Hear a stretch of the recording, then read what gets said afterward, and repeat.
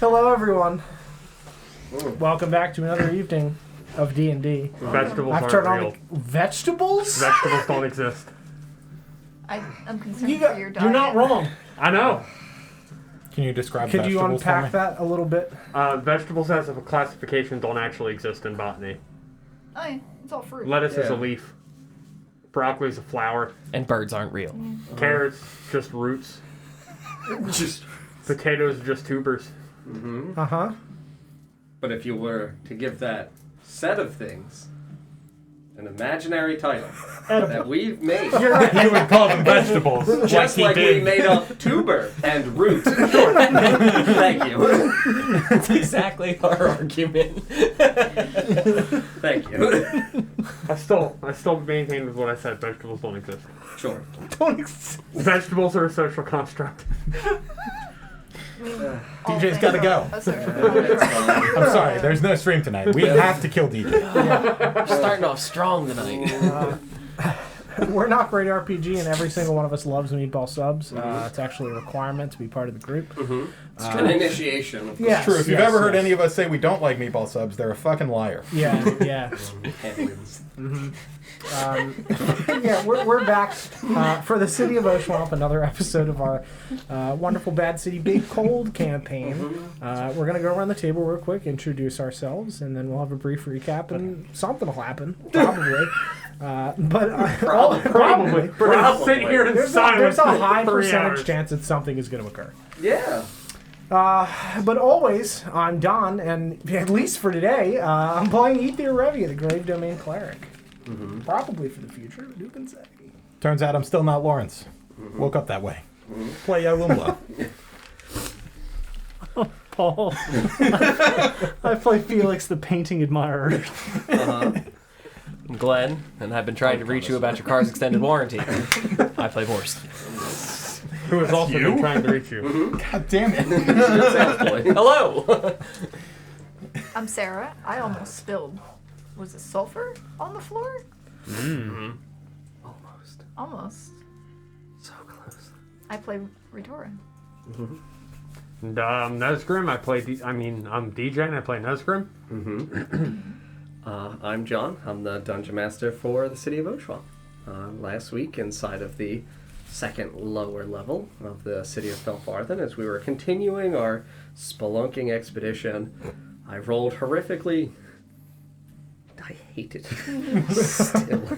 The Beautiful. lowest series I've ever rolled with 6 attacks against my good friends. 7 attacks. 7 attacks because I attacked Riorda, who's my own boy. Only catching it there somehow with the terrible acid rain that Dawn unwittingly called forth from the sky and wasn't yet punished for it, and that needs to be corrected. Not my character, me. However I need to do it, Dawn. It will happen. We explored the market district and went through some zany, hilarious shops inside of Felfarthen's finest.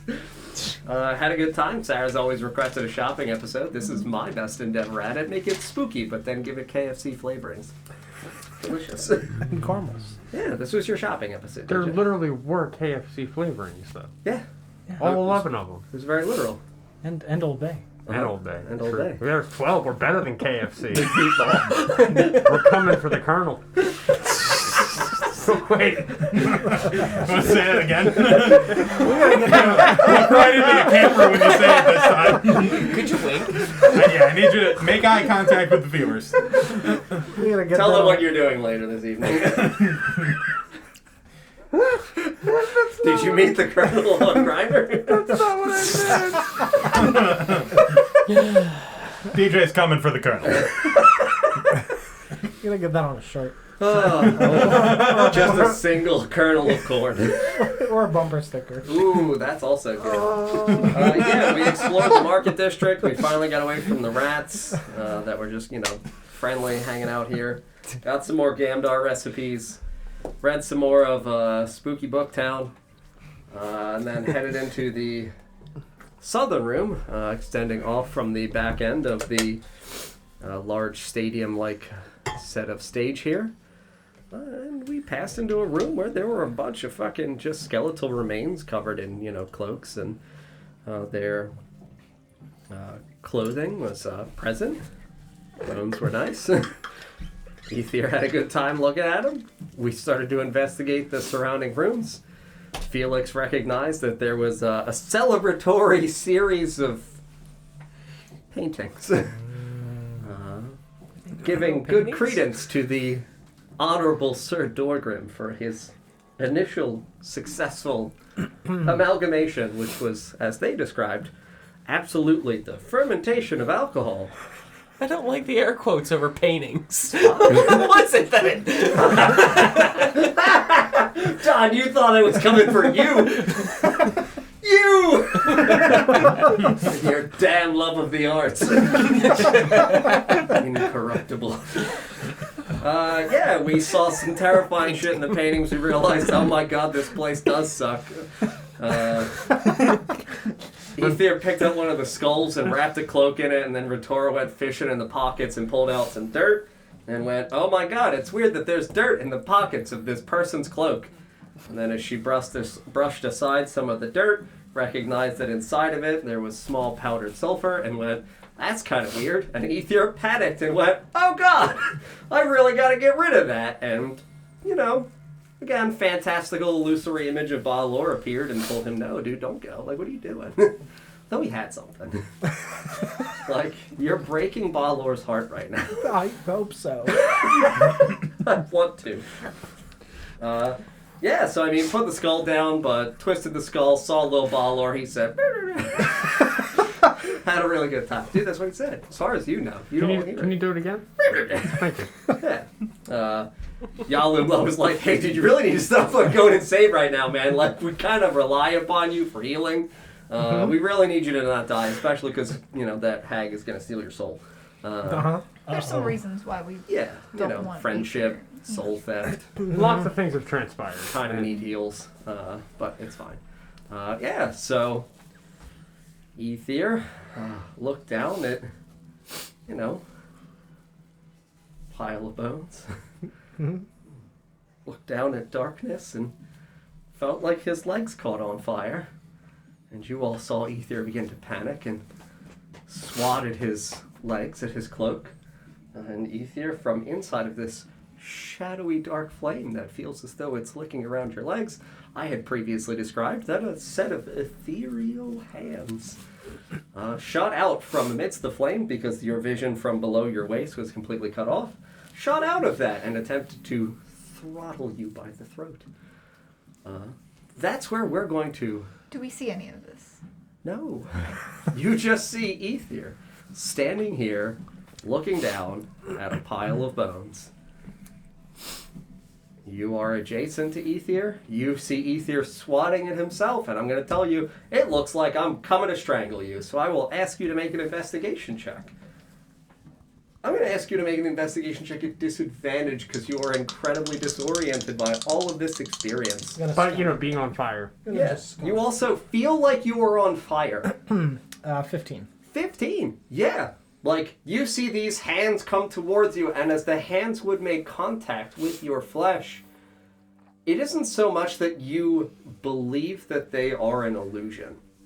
It is more that the absence of feel, because you have felt the cold grip of ghastly things in your flesh before, that this, as it touches you, you become very aware that this is an illusory experience.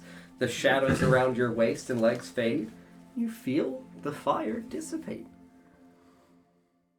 Stand here looking down at your legs that are clearly not singed or damaged or harmed in any way. And there is once more just a pile of bones at your feet.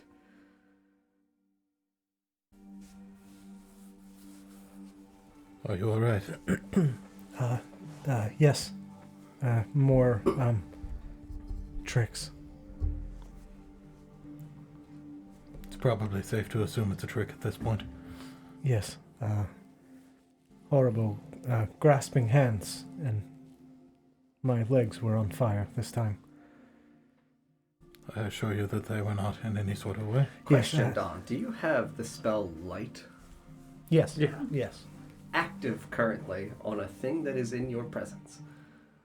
I recall that you had, for you, On my shield, I'm pretty sure, yeah. Did you put on your lantern? I did. and I Yeah, believe that you have it currently Yes, I do. active on your lantern. I do. Well, we have been doing things in terms of reconstruction and rummaging through skeletal remains. I'm assuming you would have used 2 hands for that. Where would you have placed your lantern down? Probably next to me. Fantastic. Is it a hooded lantern or a bullseye lantern?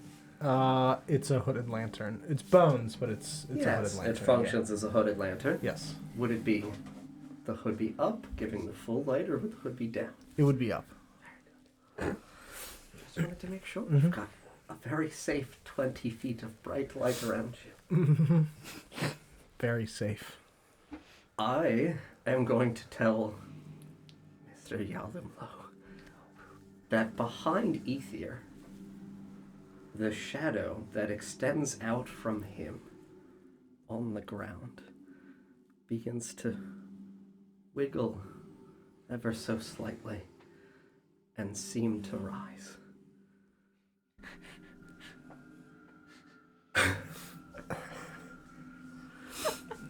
Like a Peter Pan situation.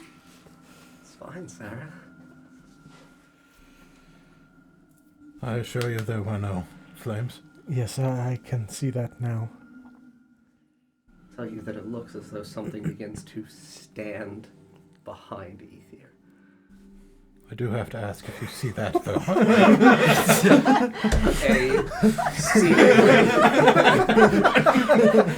Seemingly transparent shadow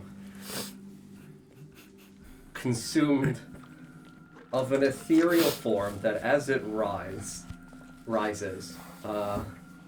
man, it's a very awkward description to attempt to give, but like, if you have ever seen any of the imagery that has been done for how 3D modeling for printing is done, the slow cascading ascension up, God.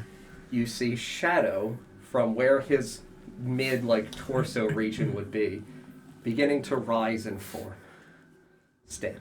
I'm gonna look. You turn, and as you begin to turn, would you turn only your upper body, or would you turn I the would have just. entirety I of would your have just form? turned to my upper torso. You would have just actually. turned your upper torso. Yeah. Glorious. So as you, oh God, kind of give a slight 30-degree turn, I will say that at this point you would see that this thing has shaped itself in the form of Ethir. How far away? What would be 3-ish feet behind him? Thicker. A thick Ethir. You think? You would see that it would have Ethir? assumed up to about the height of his waist. As you would turn, it would also slide and turn the lower regions. So what would obviously be the height of it, but the lowest portion of Ethir that would turn, it would mirror that turn. You absolutely over your shoulder see a construct of shadow with 3-dimensional form filling the space of your shadow and standing, obscuring the vision of what your shadow would be behind it, rising out from it. So if it is a flat plane for where your shadow would be, it is just erecting itself from your shadow. Towards him? Yes. You're just gonna stare at him? No. I think so! No. Well, that's something. Hey.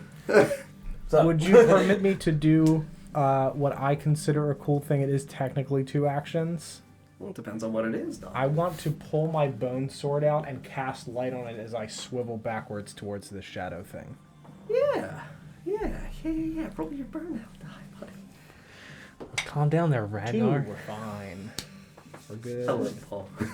We're fine. 2? 2, yeah. Very good. You unsheath your blade. We'll say that because you're not attacking a thing. You're more just swiping through a space. Yep. Permit you the opportunity to cast light on it, especially because, I mean, with the free item interaction, unsheathing it, we'll say that it's in the direction in which you naturally yeah. unsheath it. You cast light on it. You remember how in the hole, when light is cast near a shadow, you bathe your blade in light, and as you contact the shadow, it almost forms a primitive, goopy, discombobulated maw that just envelops the blade of your sword. Like scraping peanut butter into your mouth. Kinda. What? And as you swipe and fully unsheath your blade extends outwards, removing itself from this shadowy form, and the light is gone. And you watch as the, maw that would have formed out of what would be the midsection of this shadowy construct of your form just realigns itself prostrate, wiggles ever so slightly, and then begins to form your torso. Yeah, I'm gonna You're gonna back up? not towards it, like, because if I'm swivel, I'm me? now facing it, and I'm gonna Sure. just. If in the action of you unsheathing it, you would have completed your turn, as you turn and swipe, it would continue to move with you. Great. And move towards Mr. Yalum. I mean, if it was moving towards me, I'd be backing away from it. Absolutely. You can see this thing slide in unison with Ethir's form, and you may slide and swap your places, please.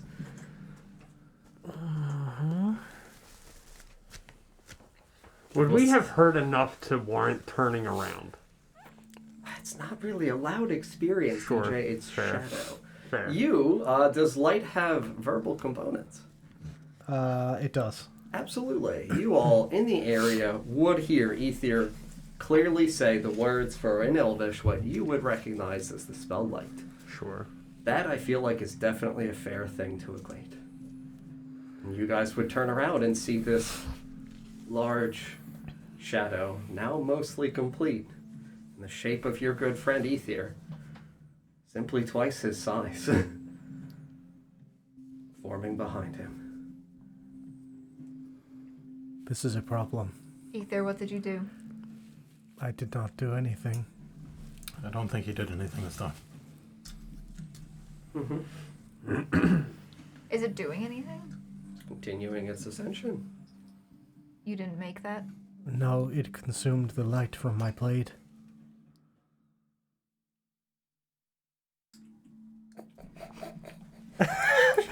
I'm enjoying the timer. I'm gonna cast Spare the Dying, targeting it. Can you read me what School of Magic Necromancy. Oh, no. stabilizes a creature? 0 hit points, correct? Yes. It has no effect on undead or constructs. Very good. Oh, we're Does it fucked. have a range, Don? Is it touch? 30 feet for me. Oh, For For you. me. 30 feet. I'm a special boy. Any other components, Don? Verbal, somatic? Yeah. Verbal and somatic. Verbal and somatic. Yes. So you... As this thing is mostly fully formed, Burnout. you do not burn out on Okay. this. You, once more, turn and align yourself to be able to see this thing. So you need to be able to see the creature to cast the spell. As it completes the entirety of obviously what is mirroring of your shape, and you attempt to cast Spare the Dying. And you realize that this thing simply vibrates ever so slightly, an ever-shifting form. If you were to watch wisps of smoke just ever so lightly flicker and dance, nothing happens. And this thing has assumed the entirety of your form, mirroring itself in your image. And you all absolutely see this thing standing here behind Ethir. I will ask you all to roll initiative. I will ask you, Don, to place this behind you. Oh, I gotta paint that. I know. I forgot that they were here. I'll be right back. It's just a friend looking for some friends. If I did that the same way I did the death dogs, that would look so fucking cool. I know. Maybe next time. Next It'll time. be okay. Next time. Next. Next time. We're still in Felforth, Sure. and we're going to be for some time. What? We're not escaping. Get the fuck out of here. Well, I have a time limit. Oh dear. You remember how I rolled terribly last week? here we go. It's time. For vengeance. Oh, Rita. You blissful hero. It's time. It's time for me to roll well on both sides of the table.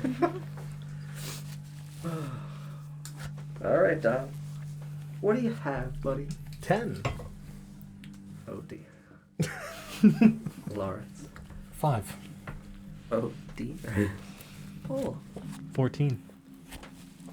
Definitely an improvement. Glenn. 11. 18. Ever so close. 19. Ever so close. Oh my. Oh no. Oh. This is fine. It's fine. Don. You know, How you doing? John, you want to flip to the table camera? I do. I'm so glad I sapped your strength already once. Uh-huh. You poor, weak, and feeble man. Uh-huh. This thing, having completed its ascension, severs itself from your shadow from which it birthed itself. And you watch as its hands extend toward you. But as such a large creature, its hands extend further than what your hands would logically be able to reach. Shadow extending out, gripping once more at your throat. Good. Oh, Don. Oh, Don. A 15? Mm-hmm.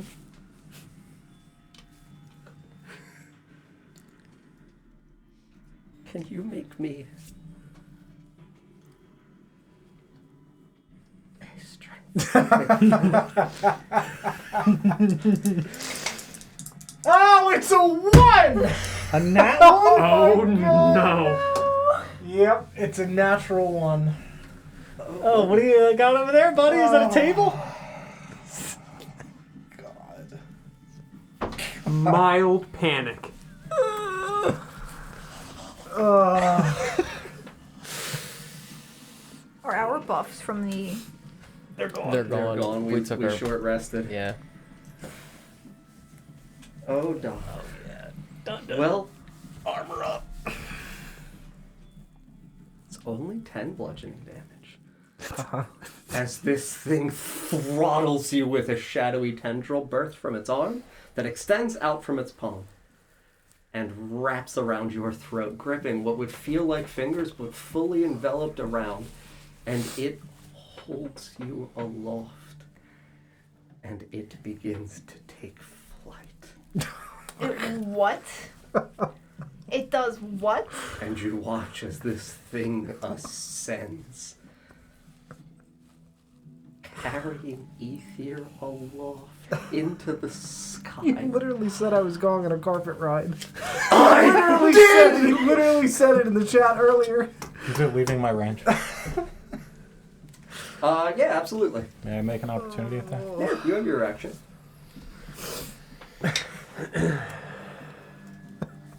Literally typed it in the chat. 17 to hit. 17. Don't worry, Don. I have a plan. Great. That makes me feel really comfortable. It's 9 damage and its speed is reduced to 0. Sentinel. Such a good one. You watch as this thing hovers ever so slightly off the ground, holding Ethir aloft. I'm not able to go up much, but I can drop you 10 feet.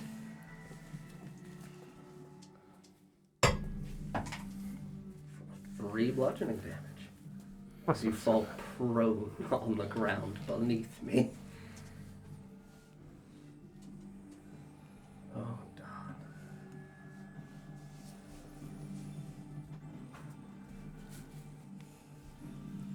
How much damage did you say it was? It was 9. 9.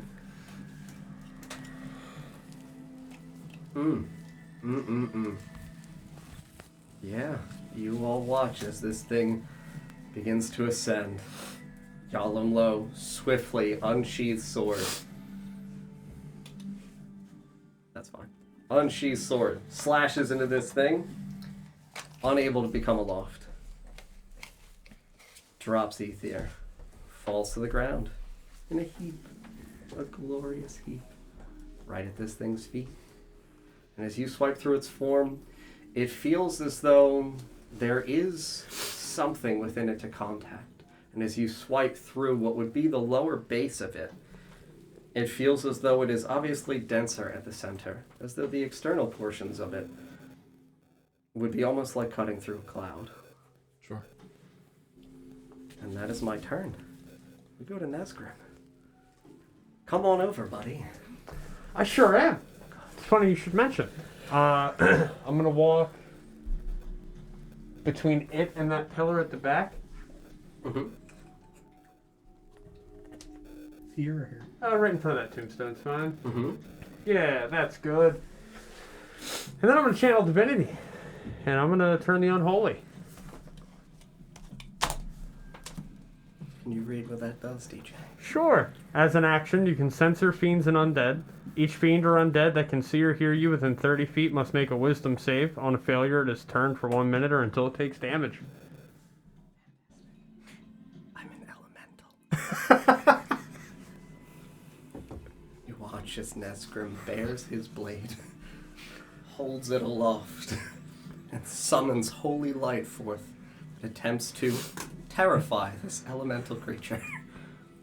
And it pays you no fucking mind. Yeah, and that's my action. It was a really good try. Thank It was a good try. It would have been good if it worked. Yeah, appreciate it. Fucking. It is okay. He did try to spare the dying, and I said nothing happened. Sure. It's because it wasn't incapacitated. Sure. Not because it was undead or a construct. It simply wasn't incapacitated. Mm-hmm. There was nothing to stabilize. It's my turn. Oh, the glorious bait and switch. It's your turn, Sarah. Yeah, it is. How's Ethir looking? I'm alright. You okay? I mean, other than being strangled and dropped to the ground. I mean, are you bloodied? No. Okay. No, I'm fine. Oh, he's just beautifully prone. Yeah, just a heap. A pile of bone. Next to all these piles Other piles of of bones. Sorry, I baited you into it. It's fine. It was a very satisfying moment, though. I was like, hell yeah, I got this figured out. This is it. Fuck! How do I have I look a fool! By the power of Zeus! Oh god, it doesn't care! Wrong god, wrong god. Sorry! Actually, Zeus might have been better.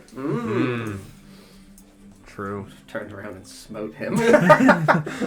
No. I really need to switch out some spells. I have like tactical stuff, but that doesn't really super help in this You situation. never know. Some of Yeah. those tactical spells might in fact be tactical in this situation. I don't know what tactical spells you're talking about though, genuinely. I mean, I have like Entangle, which I don't think is going to help right now. I'm not going to say a word. I know you won't, but I know that I'm going to catch literally everybody if I try and entangle this thing. And it's a strength saving throw, so Ethir is... Come on, Ethir. Entangle him for me. How's Ethir looking? He's looking all like, entangle! Stick foot! How does he look now? He looks You talk back to me, you little bitch. You entangle Ethir to hold him down. Keep him from getting lifted again. Yeah. If I timed the Dude, floor. it's the big brain one. You can't pick him up if he's tied to the floor. What are you doing? I'm helping you! When you move, you make bad decisions.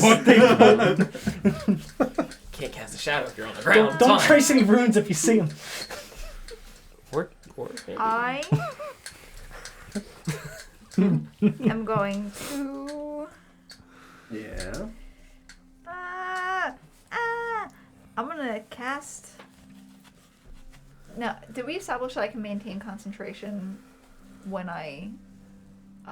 After you wild shape? Yeah. Yeah, absolutely. I'm going to cast Fairy Fire Very good. on this thing. Very good. Oh, wait, no, that's AoE, isn't it? It is.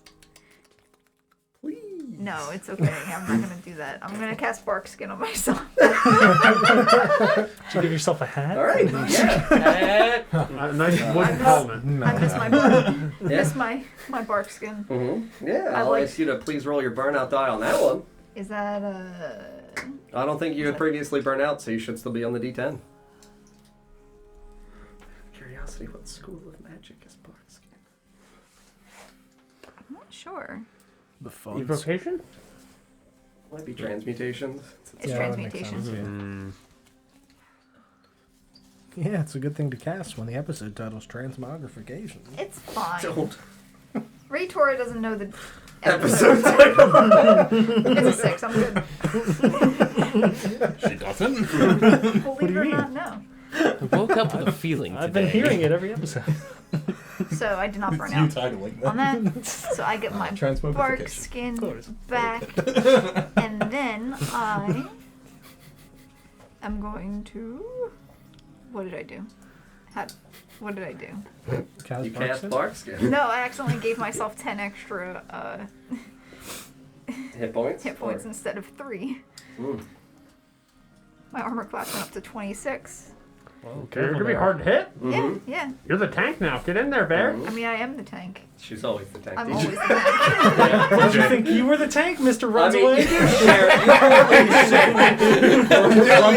the tank responsibility. You just have more of a penchant for dying. You're still better at tanking it. now. You're doing your That's job. part of tanking. Right? Yeah, no, seriously. You're just If anything, you're the best tank because you tank till you die. I don't know. So Ethir's can- tanked yeah. some things pretty well himself, I've been like the strangled a owlbear. lot. No, I think that's a little different. That's getting fucked. It's fine. Are you made of metal? Are you wild shaping, Sarah? Yes, I am. You going to death dog, Sarah? I am going to be a death dog. I'm so proud. Oh, Totally fine. Wild shape into this. just like yeah. Wicked, vile, malevolent creature here in the terrible Fellfather Dark. Why are you looking at me like that, TJ? Like all the hope just drained out of you. It's fucking great. And That's why. You watch as Retora just bathes herself in we'll go with a beautiful pale foresty green light, consuming some areas around her clothing and her attire with delicious bark, and then transmogrifies herself into a beautiful death dog, standing before all of you, putrid foul odors leaking from her mouth. oh, that's nice. It vomited terrible poison This clouds! one doesn't. Hold on a second. Is this the first time? Well, the second time? First time on purpose. First time on purpose. Can we Last tell? You watched her cast this spell, and then change willingly. It didn't look like she... Previously, when she became a death dog, she had tried to transform into something else. And we Started saw that. to. Right. It shifted her form. This So is just straight right into death dog. Got it. Yes. Is Yep. there a humanity in her eyes? Not that you can tell. I'm also well, the fur is all white, Mm-hmm. as opposed to last time when it Correct. was like smoky black. Okay. Like, it's That's a definitely- big indicator. That's a Okay. big difference, yeah. A white fur death dog. Still got like charcoaly Yeah. smoke bathing off of it. It looks fucking dope. And I'm going to. Let's see. Can I go stand over Ethir? Or Like next? occupy his space. I guess I can't. Well, he's technically prone. You're a medium creature. I would say you'd be able to get like over a portion of him. He's gonna have difficulty standing up anyway, but like he'll be able to like tuck and roll out from under your dog feet. That's fine. I want to do that. What a statement. Mm-hmm. Speed is 40 feet, so I should be good to get there. Mm-hmm. You can put me next to you on that side, Mm-hmm. and we can stand on top of these piles, right? Like they're pretty Mhm, flat yeah. on the ground. They're Correct. not physical objects. Correct. Like that. Yeah, they're not standing. Yeah. So if you want to just like knock that over or something, Mhm. Yeah, it's fine. yeah. I just want There's to be. indicators I want to be within like for things to come. a general range. I guess I'm standing It's a nice corner. close to these bones too. It's a very nice corner. Don't come near me. Mutually assured destruction is guaranteed. I agree. I can tank it. Anything else for you, Sarah? No, that's my turn. Very good. Well, I mean, we go to Rearda. And Rearda's boy is getting hit. He's fucking pissed. He just looks over and sees a bigger, like, shadow Ether, and he's like, oh, fuck that shit! Brings out the battle axe once more. Not The spoon. giant spoon.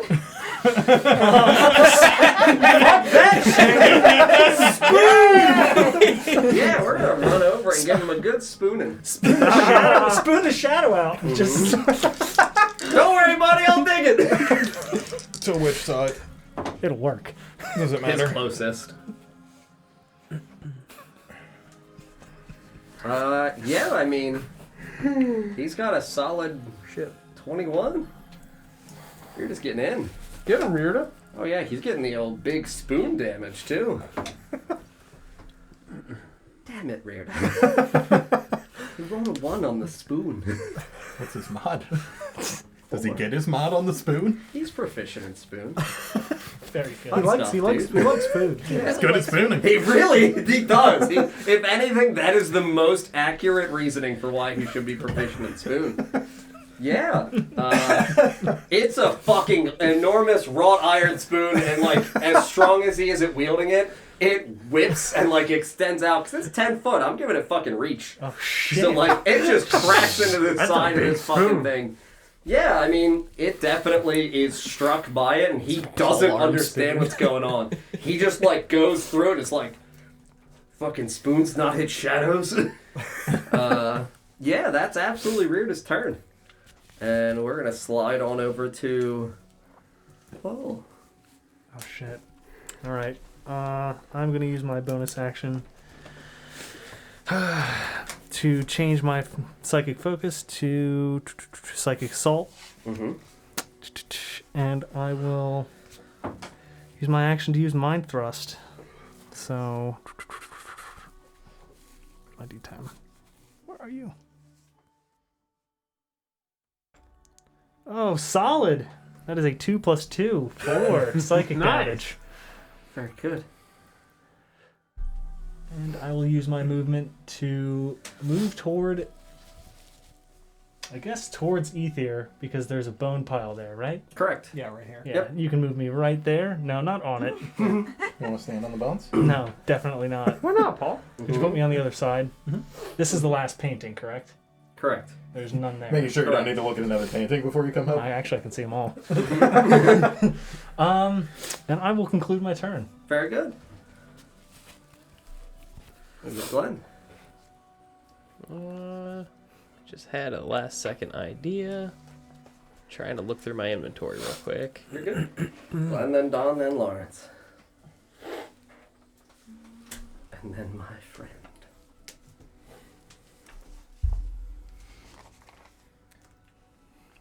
Would I have salt in my component pouch? Yeah, it's commonly used. Cool. Gonna run that way. Mm-hmm. And Diagonal. Yeah, so like about halfway point. No, that Other way. Yeah. Towards you. And then I'm gonna throw salt at it. Yeah. How close do you want to get? If I have the extra movement, like on the other side of your tail, There. perfect. Yeah. Yeah, I want to take a pinch of salt Uh-huh. and throw salt at it. Sure. Assault it. Absolutely. I want to salt it. Yeah. I will ask you to make an attack roll. Curse your peanut jokes.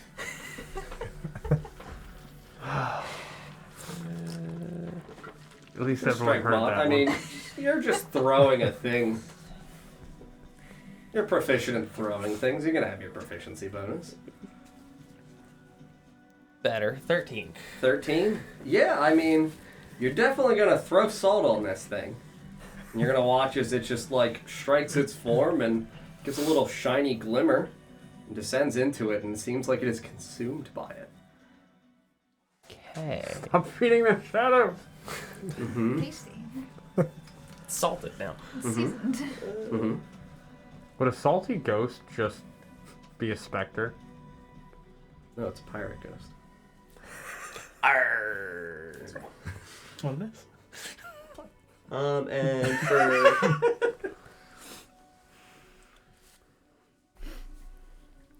Would you allow me to throw my axe for 2-weapon fighting for my bonus action? sure, salt is definitely light. Weapon 1, salt. Weapon 2, axe. The old Light. one too. Salt. You're just trying to get salt in his eyes, and bam! Just pocket salt the man? You should throw the axe and then the salt And then the salt. at the Salt the wound. wound, dude. Oh, damn you. That was almost a 20. So 14 on the die plus You're 7. Yeah.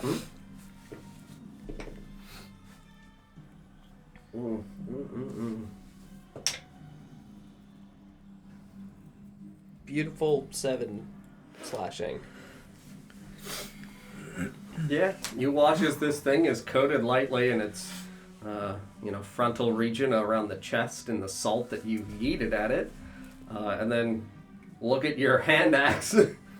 This is also throwable. Just start throwing everything in my pocket with this I'm thing. proficient at throwing. Right? Yeah, and I'll say that you Give me watch the as iron this pot. hand axe strikes through its form along the region of the shoulder and goes through it and beyond it. I'm You hear behind it. clank. It's up in the air a little bit.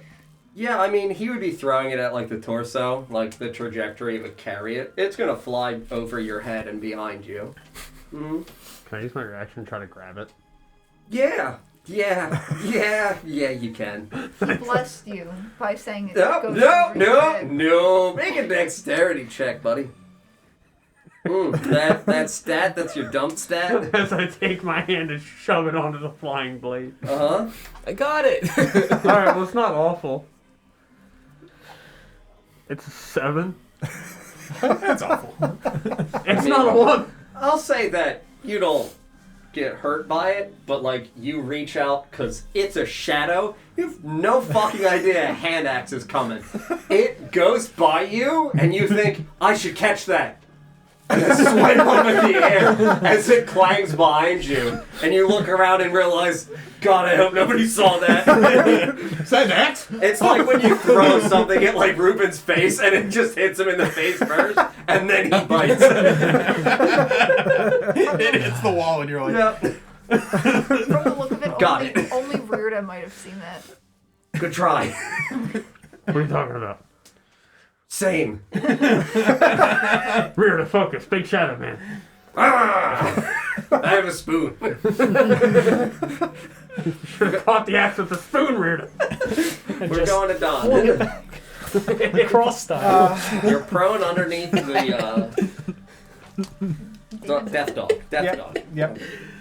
So I'm kind of sticking out to the side, so my head is available to see this thing, and I'm gonna just channel divinity, lasso a brand, a curse onto this thing as I yell that it's cursed and scrape the runes into it. Very good. And I'm going to use that as my action. Very good. Then I'm going to move and get up. Very good. And I guess I'm just going to stand up because I don't want to... So if it left his space, is it now not in my space? Because I hit it, it was unable to... It's Yeah, as it it's didn't leaving and I leave. hit it and it drops Okay. to 0, it then can't leave. Okay. I'm not... So it would still be in range when you get up. If you would like If to... you crawl out of the space, it would not be in range. Because he's prone. And it went up. It didn't actually get to leave. Like, it is... The entirety of its 10 feet, when I say it, like, elevates, I mean it's hovering like a foot or so off the ground. Sure. It did not actually... Yep. Yeah, I'm just going to stand up then.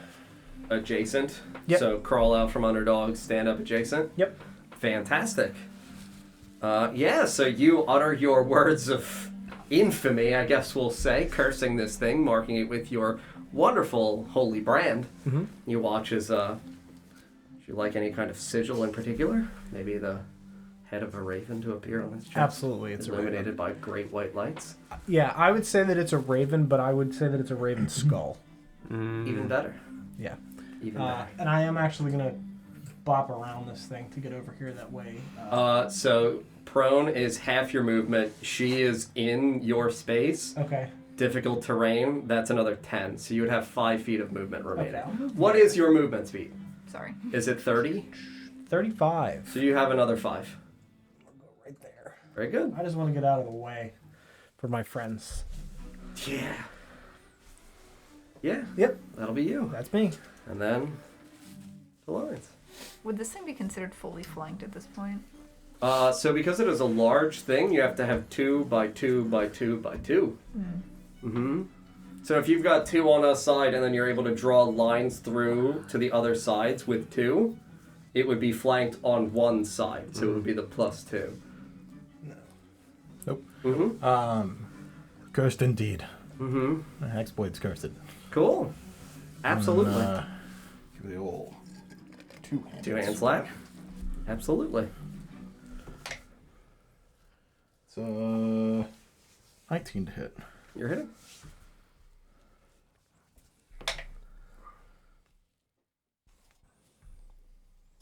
Another 9 damage. Nice.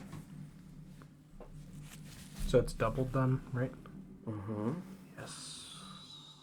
Because of my curse. Does that once. Mm-hmm. Gotcha. Mm-hmm. Yeah, so you watch as Yalimlo's blade once more illuminates with pale blue light the brands around the edge of the blade towards the handle. Well, actually at the edge of the blade above the crossguard. Once more ignite. Slash through this creature's shadowy form. Your brand consumes and immerses it in a little bit of light. You absolutely see this thing once more shudder and shake as the little pieces of flame flicker off of it, disorientating into the sky around. Anything else on your turn, Lawrence? That's me. I really need to see where everyone's standing. And who inside of this Do you want a Wonderful. picture of it? wonderful, glorious group of people has lights. You got it. I'm You have behind one it on though. your shield. You have your torch. I'm behind it though. Yes. Yes, you are. Thanks, John. Comforting. Yes, you Since I'm behind it, I'm effectively invisible, John. That's what you think. That's definitely how it works. That's the same thing. For That's sure. definitely what Nesgrim would think. You have light. Don, your lantern is illuminated Don't move, you here can't as see. well. Yes. Is your- No. Yeah, 'cause because you put I it on cast the light on sword. the blade and then it got consumed. Correct. So it doesn't Mhm. anymore. So the only people here with light are Felix Gray with a natural torch. Wait, just me? And me. Oh, My okay. shield. And Nesgrim. But again, I'm But behind it. Nesgrim's behind it. So I'm invisible. He's invisible. He doesn't exist. It's only you. Nothing to see here. Oh my. Green man with a torch. Sorry, green man with the torch. Aren't you concerned about your back drying out? How so? The torch. It's warm. It would make me sweat more. He's thinking evaporation. Yeah. You're drying yourself out like man jerky. Not that. Don, with where you That's what actually he said, are, man jerky. you are within 5 feet of it, correct? Yes. Because Yeah, you did not leave I its am, space. correct. I just wanted to make sure. Yep. Oh my god. Great. Oh, jeez. Oh, great Oh, no. indeed. Mm. That was a long Oh shift. jeez. Oh, Oh jeez, geez. Shadow Ether, please. Mm-hmm. Yeah. So as the small fragments of flickering flame, as this thing begins to dance like a well-illuminated bonfire flame would dance.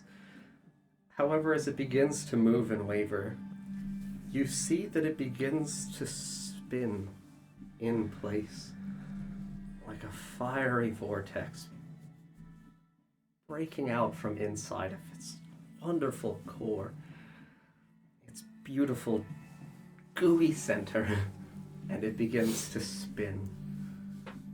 If you guys have ever seen tornadoes that catch fire, Mm-hmm. Sure. absolutely envision that. Everyone within 10 feet of me, in a circle, 10-foot diameter circle, I'm in that, aren't I? please make dexterity saving throws. You're just outside of it, Felix. Just barely. Uh-huh. Am I in or around it? I can't keep I think I'm in it. It would I have think the I'm space. at 15 from him. Yeah, I'm No. in it. I think you're in it. No, You are in it. Everybody's in it except for Felix. Correct. Yeah, you are, because it's supposed to be occupying all the 2x2s of that. It No. would go out from the edge of where it actually is for the square. You said Dex? Dexterity. Oh, it's a 1. Uh-oh. Oh my. It's a natural 1 again. Can you do me a favor? Nice. Just yeet. Flush that die down the toilet. No, these are the Dom dice. They These are my the Dom custom dice. Don's a 1. Cursed me today. Lawrence. 14. Glenn. 7. Sarah. Also 7. You can go Jack. first. 13. Man. Remember how we fared Roll really Rita. well last week? Yeah. Not yet. Man. Rita can see this. It's an effect he can see. It's spinning. Well. We're to roll the opposite of you, buddy.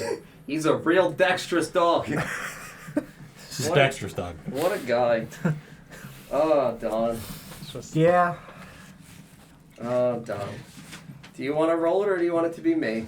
Do you want to put your life in my hands or in your own? You have rolled ones. I'll I don't know what the answer is here. I'll put it in your hands. I'm sure that's a mistake, but I'll put it in your hands. I've never felt so excited in my life. Just shadow monster me like Grimdar. Oh, Don. What did you roll, John? Remember how I lost the 0 last time? Uh-huh. I lost the 0 again. 2. Oh, I'm getting my full damage. But as this thing drains the life with a shadowy flame that ripples out of it, extending from the shadowy circumstances, you are taking... Oh, the still natural 1 levels of damage. Yeah. Oh, no, wait, it's cap and roll. No.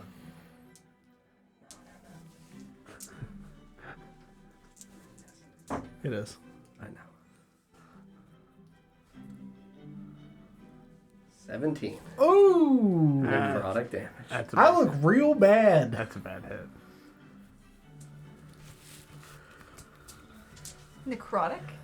Uh-huh. It looks like it is a fire that forms in its core, but as it spins and shapes into a vortex, what lashes out, is a wreathing, shadowy fire. Forms of blacks and gradient grays that ripple against all of you. And at first, it feels like it should be hot, but it is a draining force on your life. Lawrence passed, so halved. 3. And Glenn. Would I be able to absorb elements from this? Thinking it's fire, if I'm seeing fire. Yeah. You'd be able to gain resistance to the next spell or magical effect. Cool. Cool. So you'll take half. Mm-hmm. 1. Sarah. Mm-hmm. Oh, Sarah. 5 necrotic. And then DJ. Both ones. Those are 2 on my burnout, by the way, so. Very good. 4. That might have been 2 ones. Mm-hmm. You also have resistance, DJ. Yay! Oh, that's right, necrotic. Yeah. You're welcome. Oh, fine. I will tell you that as it ripples around and envelops all of you, the light on your shield is stripped away, almost as though when it vortexes and wreaths around all of you, you watch it like fingers through smoke dissipate from your shield. Thankfully, the torch is outside of its reach, and you're just, oh God. Everything loves the dark down here. I'm gonna stay over here. And that is my turn. Jeremo. And we go to DJ. Vorst is between me and cannot it. gain hit points until the end of your next turn. The end of. Vorst is between me and it, right? No. Not Vorst, sorry, Reardon. No. So I can just walk. Directly in front of you. It's right in front of you. I'm gonna yes. walk up on it as close as I can get. You take a step. I take a step. Take step, A little Okay. bit forward. and I'm gonna hit him. I believe in you. And I'm gonna hit him with Booming Blade. Can you read for me the school of magic that Booming Blade is? I'm concerned that we have to keep I doing believe this. it's abjuration. Evocation. It is indeed evocation. Please roll your burnout die. Sure, it's a D8. Uh-huh. That's a 2. Very good. You guys are getting real close to burning out. Uh-huh. And then I make a weapon attack Yes, you do. with my long sword. That's a 9. Do I have any bonuses at all? Can I get none that's gonna matter? No, sadly not. You envelop your weapon in a radiant energy, and you feel once more the tug of the magic around you. You resist the chaotic energies and strike at this thing, and its ethereal form wisps around it. You do not strike. Just fades through the back hip regions of this thick Ethir. Anything else on your turn? That's all. That's Sarah. Oh, Sarah. It's like, yeah, he ain't leaving with nobody now. Yeah, kind of. I blame Don. Yeah. I mean, yeah. What would you like to do, Sarah? As a wonderful death dog. I want to get between this thing and Ethir. And I want to Who's just... within 5 feet of it? I want to shove him. You want to shove Ethir? Mm-hmm. Okay. Right, you don't take... You only Since take it would be opportunity forced attacks. movement, Yeah. correct. I'm gonna Yes. shove him. Shouldn't be out hard of to the shove. way. Yeah. You make an attack roll.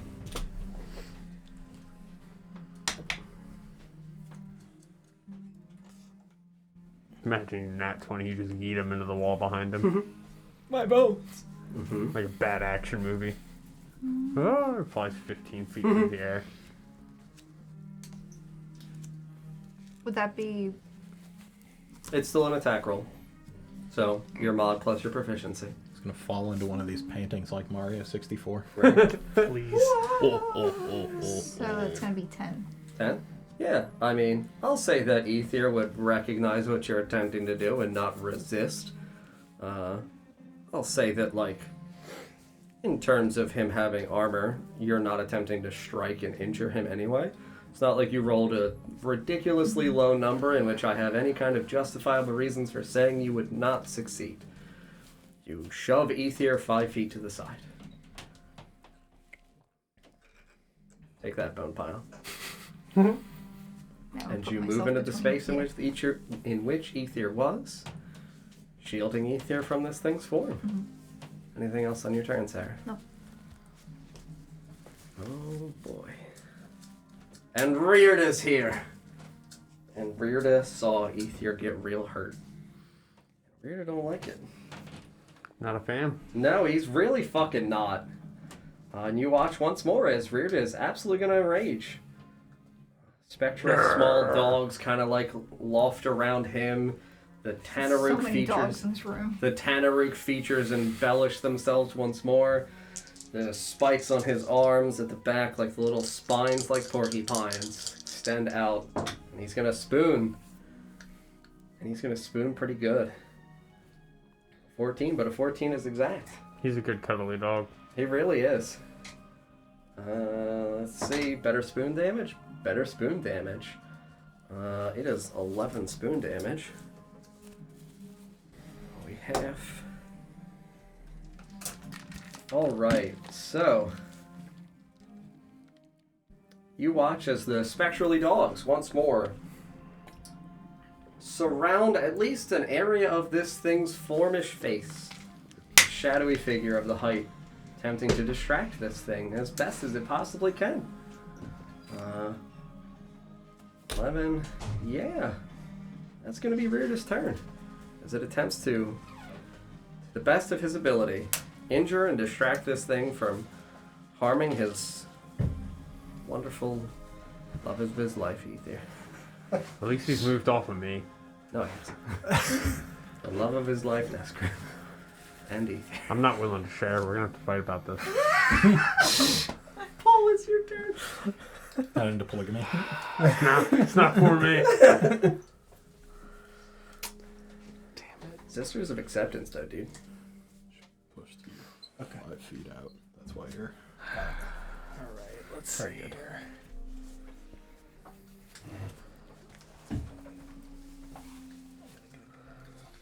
I'll move here. You want to come and hug it? Absolutely not. Look deep into its eyes, Paul. Okay, great. So I'll extend my hand out and push. Using Cool. 3 side points. Cool. And I gotta roll burnout, which is Push. Push. Push and smush. Push it real What's your passive perception? 22. so it has to make a strength saving throw, and if it on a failed save, it takes the 1d8 force damage per side point, and it's pushed 5 feet per side point straight line away from me. On a successful save, it takes half as much damage. Okay. What saving throw again? Sorry. Strength. Cool. Does it have Ethir strength? Shit. It's a thicker Ethir. Oh. 1? Nat 1? What damage type? So I guess it would be... Force, Because it would be... Yeah, force, yeah. It's force damage listed. Yep. Right? What's that say? Yes, force. Yes. Force damage. Cool.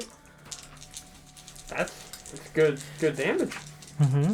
There's 1d8 per side point, right? So it's 3 capped, right? Yeah, and then you roll 3d8. Oh, baby, that's triple sevens. Roll your d20 for the chart. 7. 7. A lot of sevens over there. Four sevens. 7, to 7, the 7, 7, 7. King Seven? of sevens. So it's 3d8. 24. 3 and then sevens? You rolled 3 sevens. Yes. So 21, so 45. That's a lot of damage. Yeah, crit. That's a lot of damage. That's a lot of damage. You should have smited Crit it. and then I'm like, Yeah. So spell attack rolls against the creature will have advantage until the end of the creature's next turn. All right. So you absolutely, I'll say that you shove this shit 30 feet. It's going to strike the wall. Nice. With as much force as you do, I'll let you roll a 2d8 bludgeoning. 2d8. Mm-hmm. 2 3s. 6. Only This is getting creepy. One off of 7. Yeah, you guys watch as Felix Gray, I guess, just like super also loving of Ethir. Sees that That's my Ethir's boy. really struggling, just no! Just force pushes the fuck out of this enormous shadowy figure, and it just, oh Lord! Gets yeeted back against one of the walls, like right here at the back edge. how much does this thing look like Ethir? Literally Ethir just twice the size.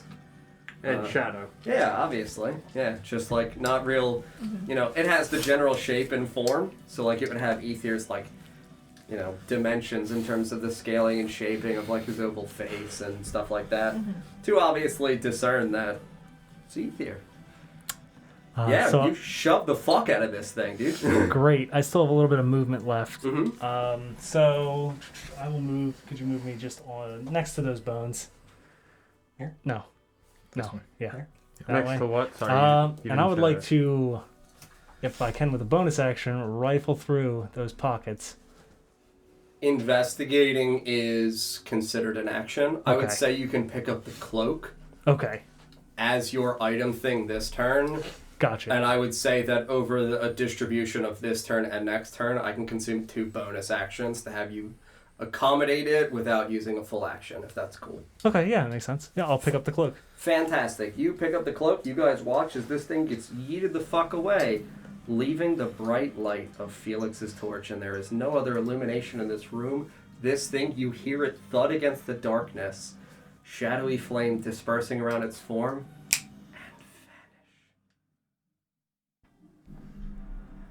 as though gone. It's your turn, Clay.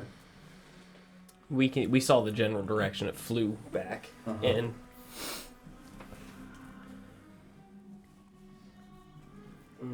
Can I attempt to try and locate it with smell?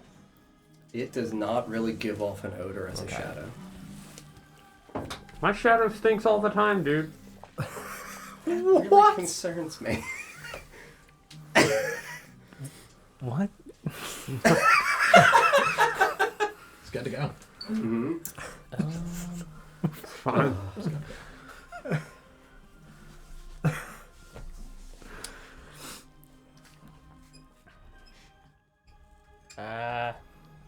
Yeah, I'm gonna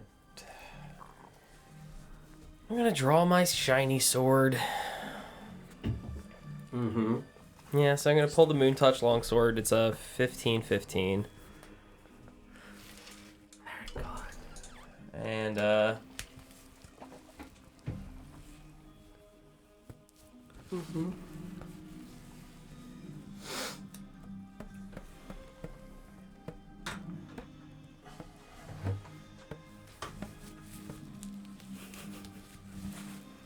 yeah. Yep. Is it visible again now that the sword's out? Nothing. You walk in that direction and you see the wall. You see an obvious imprint in the stone structure of the wall where it struck. You see what looks like a residual scorch mark against the wall. You don't see the shadowy figure. Okay. Can you please remove that from the table, from where it is? Thank you, DJ. You're welcome, Don. How did it look the last time we saw it as it was? As it was getting flown away, it looked really bad. Absolutely, like its form was mostly dissolving. So we might have killed it and we would not have any idea. Maybe. Oh no. This Maybe you is. killed it. Maybe. It's gone. Maybe it's Maybelline. That's what I was going to say. Could also be that. Ethir has nice hair. Maybe he was born with it. Maybe he harvested it off of a corpse. Maybe it's margarine. Maybe it's Did I Bondra. regain any Never hit know. points from my Hexblade's curse? No. Okay. You know that. No one else does. Yeah, as I approach and there's nothing there, I suppose I'll just ready my action to, if it shows up near me, I'm going to swing at it. Mm-hmm. Fantastic. Donny boy. Every time you say that, I picture the Troll Toll song from It's Always Sunny. Mm-hmm. I'm going to back up to the wall Okay. and ready my action with Sacred Flame if I see it again. Fantastic. Your passive perception is 22. It is. I will tell you that in the distance, on the opposite side of the room, you, with your acute, perceptive ear, amidst all this tragedy, hear a singular clinking of chains, rattling as they move. Clank. Oh, God. It's fine, Don. I'm sure it's fine. Absolutely fine. Uh-huh. You ready your action? Yep. Good Lawrence.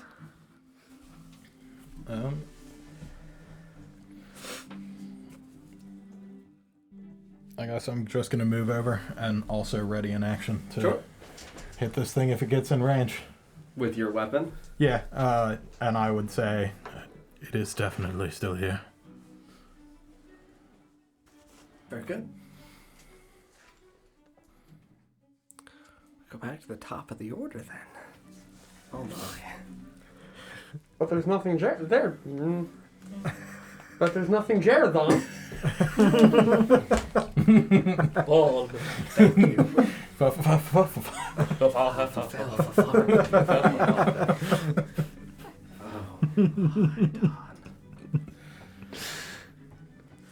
It's pulling you through the painting. Don, why would I have ever prepared a mimic painting? Because you're you. Jump. the guy in the painting just goes, Hey, it's a 1 in 8 chance. It's true. But They were all mimics, it's an 8. oh shit. Did like the eyes move and all? What are the odds? Lord. Really high. Every painting's a mimic. Everything's a mimic. It's actually world lore. All paintings are mimics. Why do you think I'm an artist?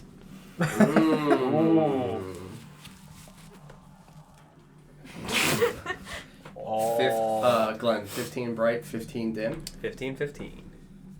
Yes, yes.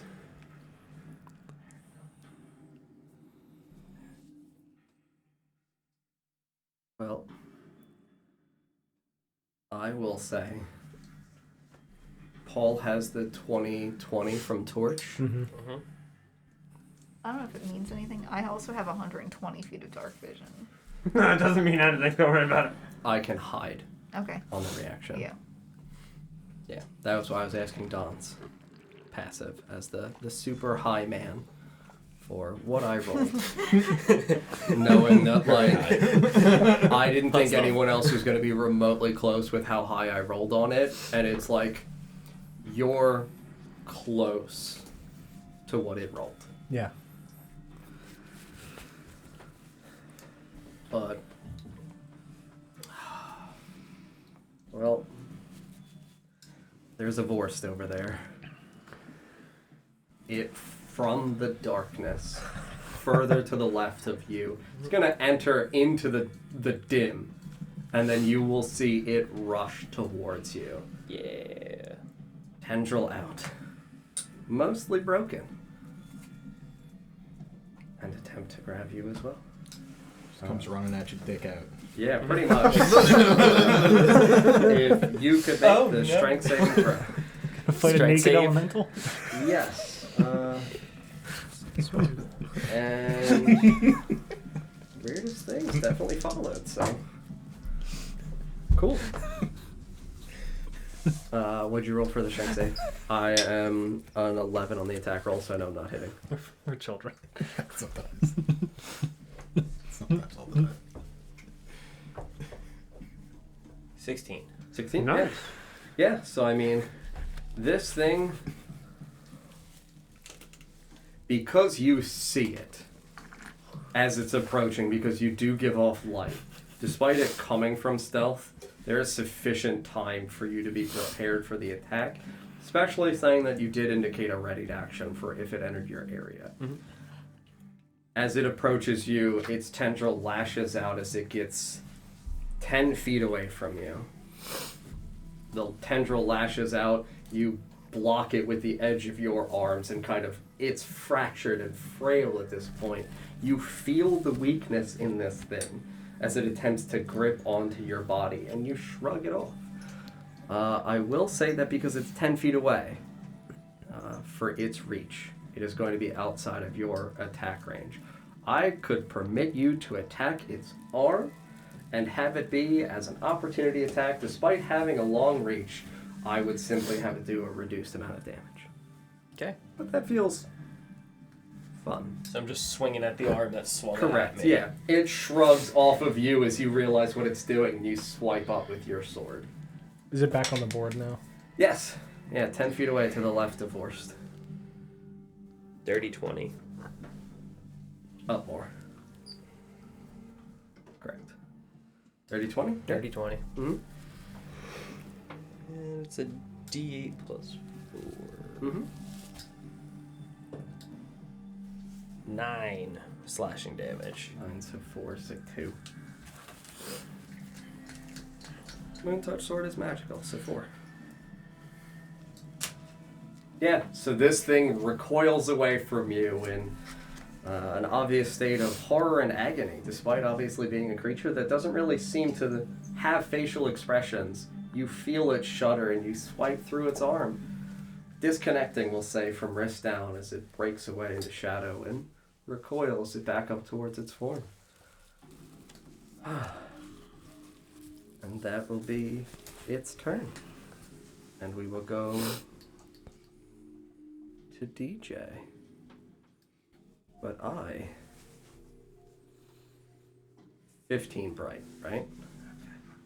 Very good. Yeah, you guys are capable of seeing it. And I have 60 dark vision too, so. Hmm. Alright, I can't tell quite how far away I am. 20, 25, 30. I think I might be able to get in Yeah, range you can of get it. there if you got 30. Yeah, I'm going right up on him. We're gonna try this again. Mm-hmm. I'm gonna booming blade. Snug one. Still Roll your burnout die. Turn on hold. 36. No, it's an 8. 36. No, it's an 8. It's a nat 20. Very good. Nice. Alright. Roll the d20 for the thunder. Oh. Oh, it's slashing, correct? Booming blade is thunder when it moves. When it moves. So yeah. Right. Yeah, you can roll the slashing now, and then if I move, we'll roll the thunder. Sure. D20 for slashing is a 2. Yeah, low rolls. Vanish on a hit. Weapons normal effects and then becomes sheathed. Cool. So I still get my standard crit Yeah, damage. So you cap, you have a longsword. So Yeah. 8. It's a shame I don't have any spell slots for smites. It's fine, I'm making up for it. 13. It's gonna be 17 slashing damage.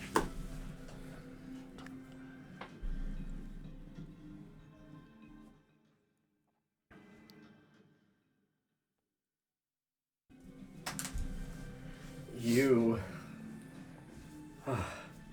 once more, despite the tugging of the horrific, chaotic, magical meth that is inside of this place, bathe your sword in a reverberating white slightly pale yellow light for thunder, and strike into this thing. And as it is illuminated here by Vorst's Moontouch sword, you watch as you strike vertically into this thing's chest, and it breaks apart, rippling asunder.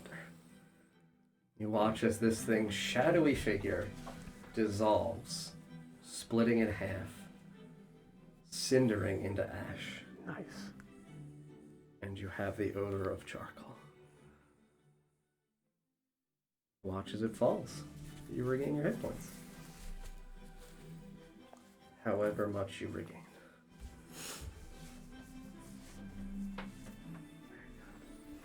Can I Sacred Flame it as it falls? What's the range? 60? 60. Sure. Well, your burnout die. Because technically I had my action held, so it would have happened anyway. Hmm? 3. We're good. Very good. Yeah. You would have contributed to this thing. We'll say that as the sword strikes and thunder booms out, because I'll say that as it breaks apart, it classifies as moving. You have an uproarious, thunderous boom as you bathe it as well in radiant light. Yeah, I have to make a dex save. I'm curious. Yeah, 8. Roll your damage. Out of curiosity. 3. 3. Yep. I make a con save. 7. Cool. It's dying, but you watch as it is blinded by radiant damage. Shucks. Yeah, and this thing absolutely breaks and dissolves, and please remove that from the table. I got it. I see a bright light. And we go to Ritora. I don't got it. What is your passive perception, Ritora? You are also a wisdom caster. I think it's nice. So it's still my passive Correct. perception. 16. You as well hear the clanking of chains as they rattle and move, and I will tell you, the rattling of chains sounds like the movement of your good friend Nesgrim when he walks and steps, and the wrought iron links of his chainmail shudder and shake. Do I get a read on from where? Absolutely in the direction where you are sitting.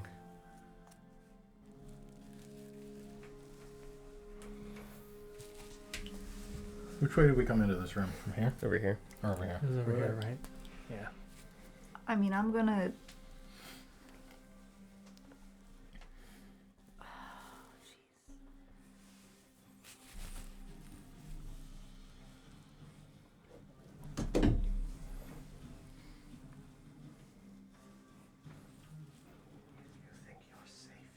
I don't.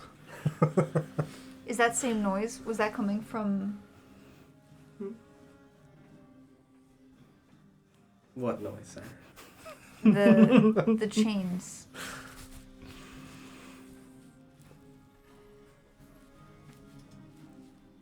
What about the chains? Sufficiently distracted. They are coming from the direction in which you are seated. They sound like they are not all so far away.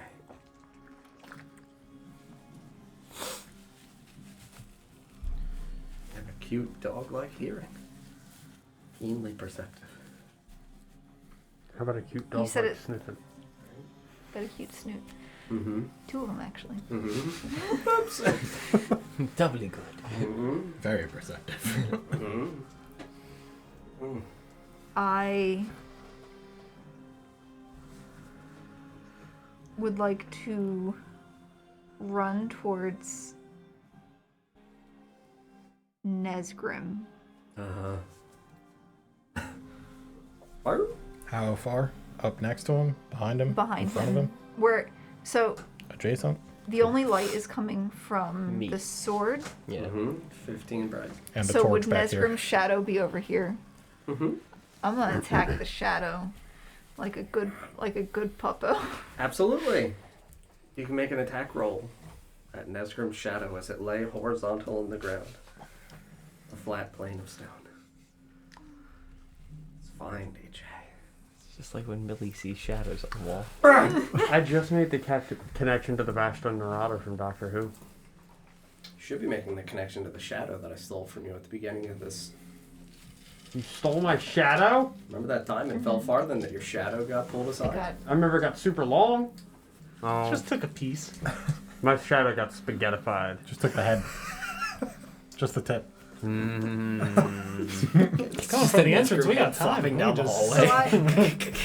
I have multi-attack. Mm-hmm. It's a bite attack. I'm gonna bite the shadow like do you ever see like dogs like trying to eat like blight on the wall? Yeah. I feel like that's what's going on. Yep. Front teeth pressed against the stone. You can make the Just attack like rolls. nose like pressed upwards. Mm-hmm. So close. First one's gonna be a 13 to hit, right? Okay. Or I'm sorry, 12 to hit. Okay. And the second one is a 6 to hit. Yeah, I'm going to tell you that you absolutely stomp right behind Nesgrim and see the shadow that is cast aside, well, cast behind him from Vor's bright moon-touched sword. And you chomp at the ground. Mm-hmm. And you like roll your two mouthy fucking death dog faces along the stone and slobber against it. Like hair on the Yeah, real fucking riled up. real upset. Yeah, I'm gonna tell you that you don't make contact with any form, either physical or ethereal. Simply feels like stone on the ground. Anything else on your turn? Continue to growl. Urgh. Yeah. The captions thought you said real fucking riled up. Yeah. So, man, Rearda, your passive perception. Ooh. Not good. I mean, it's acceptable. But I don't want to be this guy. Is he still tanked? He is still tanked. It's true. Is he? He Yeah. drank 2 of them. Yeah. Even for the short rest, he just fought with a spoon. That was a great idea. He's gonna drop the spoon No. and run over to Ethir. Buddy! He's gonna wrap his arms around you. You're safe! Sure. Kind of. Thank you for defending me. Love you, man. Love you too. That's gonna, Oh my god, he admitted. it's gonna be Rearda's turn. Can a fox whistle from deeper in the We're gonna dungeon. go to Paul. Root through the pocket. All of the sulfur I can gather. Absolutely. How much sulfur? I will say that it is about like a quarter of an ounce of sulfur, like That's powdered it? sulfur. Oh, Yeah. shit. Yeah, like it's mostly dirt. You Okay. can see that like inside of the dirt there are obviously the small, like I don't know if you guys have ever worked with like probably Sarah most of all, like the small little discolorations for where you would see like mineral in the soil. Like natural nutrient Gotcha. laden minerals. Like phosphate. Fuck. It's fine, Don. Their pockets are full of Miracle Grow. Pretty much. Transmogrification. So, you said about a quarter of an It all ounce? comes together. Yes. Quarter of an ounce of powdered sulfur.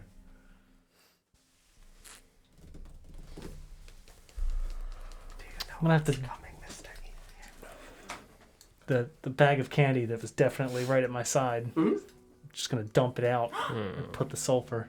Yeah, you splash caramels all over the ground. Really just... Sorry, there. Just prone instantly on the ground, munching caramels. Into his mind, I'll say, save me some. Yeah. As He I... just like chipmunk pockets them in his mouth. That feels like the right thing for Rearda to do. Are they wrapped? Yes. So they're fine. He's tanked. Throw the plastic! What do you have in your mouth? What do you have? Get it out of your mouth! Drop it. Anything else for you, Paul? I'm gonna move to the next pile of bones. Sure, absolutely. Right there, boop. Yep. And obviously the torch comes with me, Yep. and then that's it. To Glenn, Cool. what is your passive perception? The 12.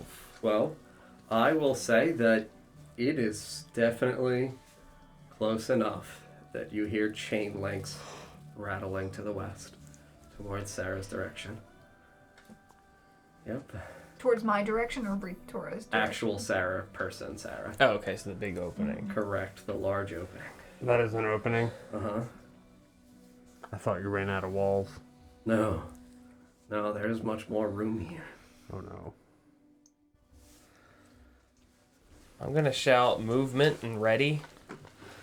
And I'm gonna go ahead and take a step forward here. And hold my sword up. And out. Shoot with the ready. As you hold your sword aloft, you see in the framing at the edge below your blade, descending down into appearance, the beautiful smiling face of Balor. And he just looks you right in the eyes and smiles before drifting backwards into the dark. And as he drifts backwards, as he begins to disappear from your sight, you, at the edge of your dark vision, see about 70-ish feet away a large standing figure of chainmail construction with ethereal wisps of ashy charcoal smoke consuming the form of face and flesh beneath the areas of the army that has ridges. You see a humanoid figure lumbering in your direction, dragging aloft at its side a very long short sword. You heard the man. So a long sword. No. A long short sword. It's shorter than a long sword. Longer than a short sword.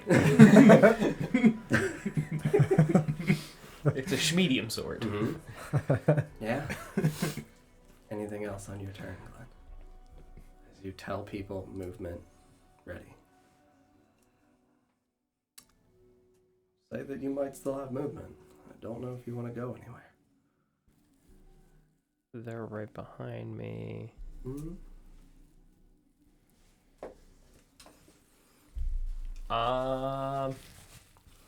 I doubt that it's because it's lumbering. I doubt that it's going to make it to me in time. But just in case, I'm gonna ready my action, and I'm gonna shield and sword pointed forward, so that if need be, I can Very good. skewer it.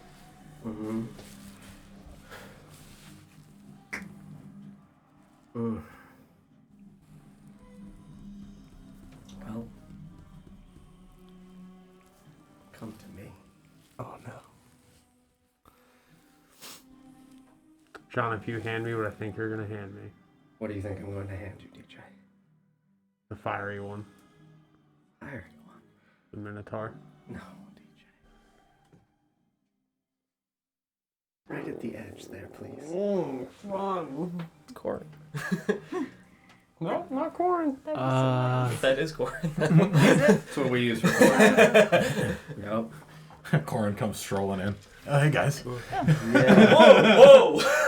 I said I'd meet you here. Easy. Mm. Corin comes strolling in. Oh boy. Mark Horn and Corn. Hmm. You know, I heard Mark Horn joined Corn. They were on the set of. Yeah. You want it more on the that side now? It's right on the edge. Okay. Focus that puppy. Yeah, there you go. Yeah. There you go. And There you go. Okay. Nice. It even drifted into a better angle. That was me. Mmm. It's all fair. Big brain. I will ask you to make a dexterity saving throw.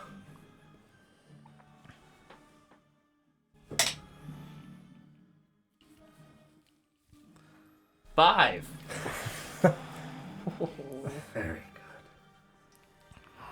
As this thing, about 20-ish feet away from you, you see as it moves, instead of continuing to clank its feet as it lumbers across the stone, sees your blade, and you watch as Balor dissipates into this thing's form, and then inclines and hovers towards you and extends out the palm with the long sword and swipes towards you, and you are pulled 15 feet towards this thing.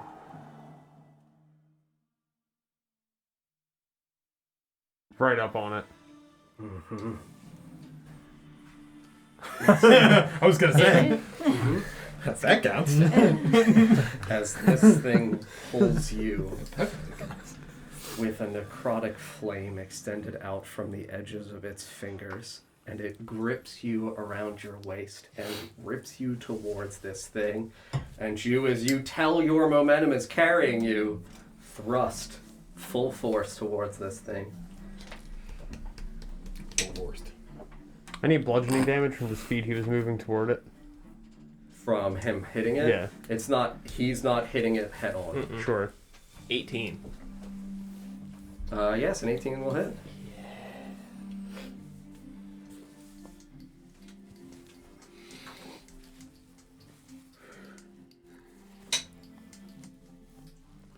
It's not capping it, but it's pretty damn close. It's gonna be 11. 11 slashing. Magical slashing, I guess, right? With the moon touched? Okay. Yeah, I was worried about this. You watch as your moon-touched sword, as you are pulled towards this thing, strike into this chestal region of this enormous creature. And as your blade strikes, you feel it hit true, and you have this horrible reverberating sensation through your hand and arm, up your body, as these shadowy embers around you squeeze tighter. You hold tight your sword as you strike it, and it begins to swing its sword towards you.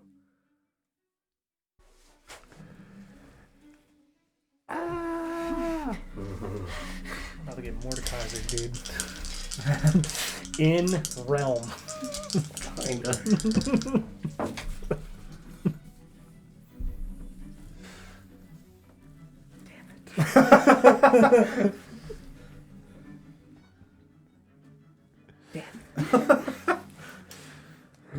Why is it this way? Threes. Just 3? Pair of threes.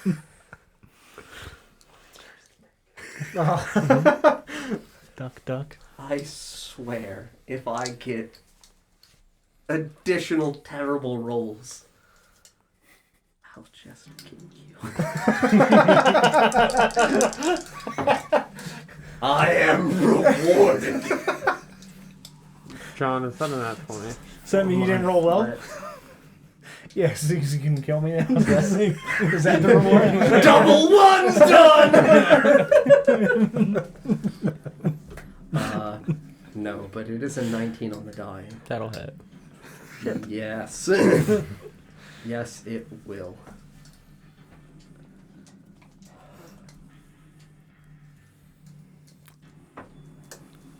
And please, make me a wisdom saving throw. The thing that I hope you're quite good at. 13. A thing that I hope you are quite good at.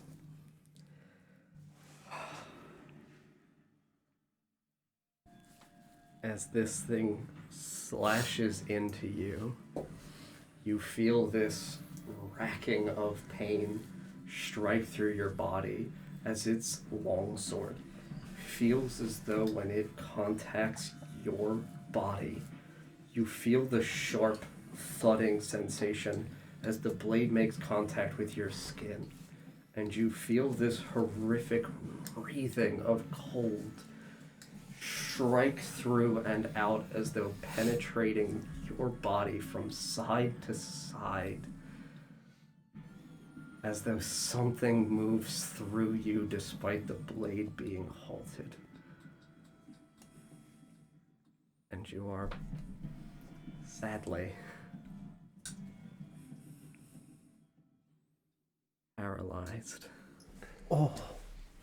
As this chilling sensation moves through you, rendering you immobile. And that is my turn. Did I take any damage from that? Not the additional damage, no. Where are we in initiative? I had just went. And then then just it went to went- Glenn, to me, to Don. And then after Don, we go back to the top. Yo. No, Don and then Lawrence. Gotcha. Don, Lawrence, and then it'll go through the top, which, as the elemental is gone, go to you. 40. Light me up, baby boy. Excuse me? You're the man. He said what he said. I said light me up, damn it.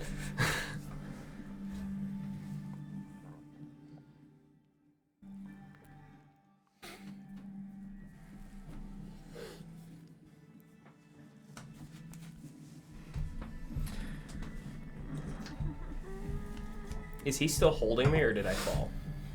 You were never being held by its physical nature. The shadows that were around you are still gripping you. Okay. Yes. So how is his position? He would be standing in front of it, vertically. Blade Ripped. in? I mean, the blade would have been removed, Okay. so, like, it would be you're in the process of pulling it back. I wasted my turn attacking a shadow. You're posing, dude. Something like that. We're on camera mode. I am going to Extra shot. point at this thing and trace my runes in the air, and I'm going to cast Ray of Enfeeblement. If you can make a, oh no, I gotta make the ranged attack first, and at the end of your turn, that's when you make a con save. That's pretty good. 17 plus 7. 24, yeah. You will hit. Cool. Alright, run out. Yep. I don't burn out. That's a 2. Good. The 2's not near the 1 on the die. So Two's just as good you'll as, like, deal 12. half damage with weapon attacks that use strength until the spell ends. But it's It's not. concentration on my part. And at the end of nowhere each near of your turns, you can make a Constitution saving throw Here. against the spell. One is here. Okay.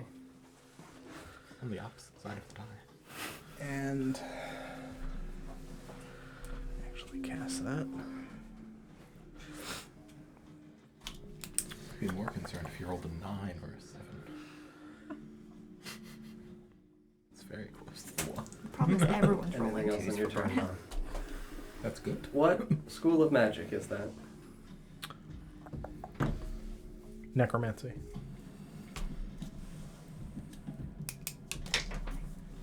Very good. Okay. Yeah, you move forward. And you trace the runic sigils in the air in front of you. And I will tell you that as you cast this spell in its direction, you feel the consistent chill of the energies of Felfarthen around you as you channel your magic in a destructive force. And as you extend your hand out and trace these runes, you feel a strange sense of power flow through you. Emboldening your magical energies. I'll tell you that you absolutely struck with the spell. And it seems as though this thing knows Oh God. what you just did. Oh no. Anything else on your turn, Don? On that note, yeah.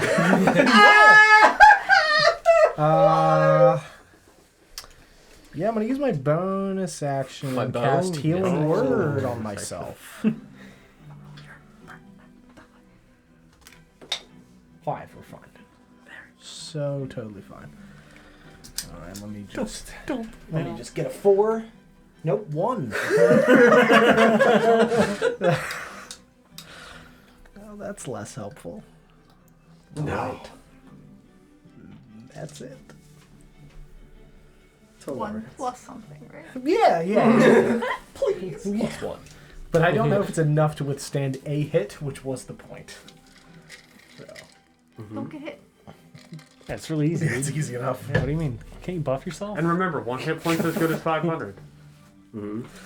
I'd like to blast it. Sure. Eldritchly? Mm-hmm. You could say that. Copycat.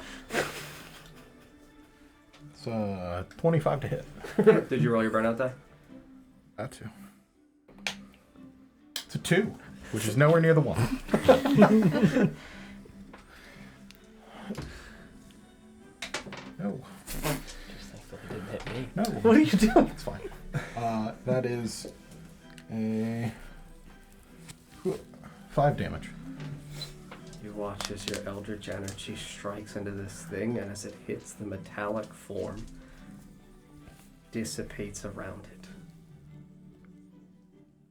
rendering the spell completely ineffective. What? As though there is no flesh or internal nature for the force damage to actively affect. Anything else on your turn, sir? Mm-hmm. Oh. Oh, indeed. Oh. And we go to the top of the order, DJ. I hope you brought your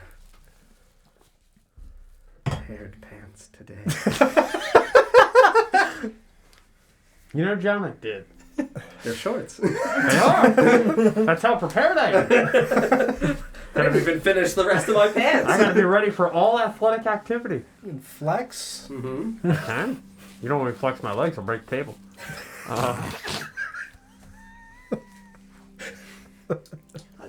I'm glad I dumped the bag of caramels. Right. I want to clarify, I don't know what that meant either. That makes it so much Are you better. saying you'll crack the wood? Mm. With your thighs. Crack your wood.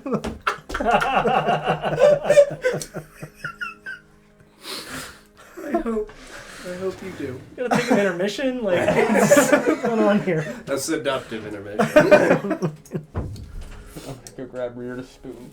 Do it! Do it! Oh I'm gonna my move. God. Right up next to Ethir. Not Ethir, Vorst. Uh-huh. So it's not very far. I'm gonna run away. I'm sorry, boys! I'm afraid of the dark. I'm gonna get right up next to Vorst like that. Uh-huh.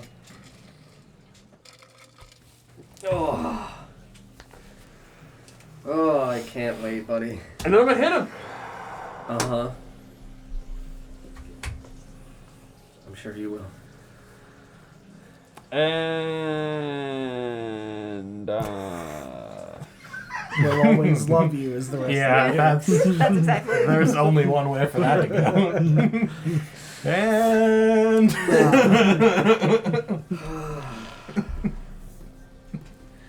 And I'm gonna booming blade him too. Because once again, I don't want him to move. I want him to stay where he is. So that I can hit him with my sword again. Please roll your burnout. It's a 3. We're good. Okay. Please make your attack roll. Son of a bitch.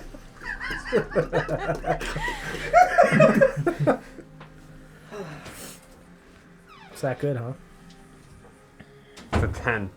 10? 10. Yeah, I'm gonna say that as you move towards this thing and you see its form, bathed in the beautiful moonlight,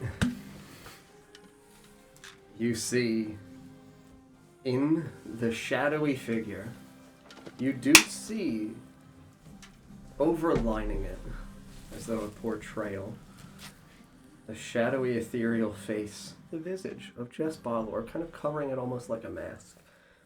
And you once more envelop your blade in pale yellow light and resist the chill and strike towards this thing, and Balor smiles at you and lowers his head, and your blade strikes the height of his helm and shakes in your arm. And you feel your blade not go limp in your hands, but you feel your fingers almost loosen naturally. Like when you hit a baseball bat too far up close to the handle and it... Ooh. Yes, right? Anything else on your turn, sir? That hurts so bad. Nope. But I'm going to go to the bathroom. So if it tries to, while I'm gone, if this happens... I'm going to murder the paralyzed person. Sure. So... He's my target. When it goes to attack... Protection. Yep. I'm already there. You saw my plan from a mile away! Of course he did. Why wouldn't He I? plays 4D chess. Right? I'm playing 5D chess! In the bathroom! By myself! I can't lose! I'm not even aware of it. So many D's. TJ's elevated to a higher level. D's! Just thinking about It's a D boy. Look at him. Sarah, we come to your turn.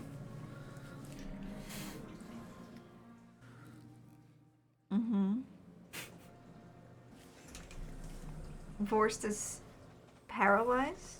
Mm-hmm. Just dying in his arms tonight. I will tell Must you have been as something he well, said. as a demonstration, you would also perceive him realistically as fundamentally grappled by the shadowy hand that has him rippled inside.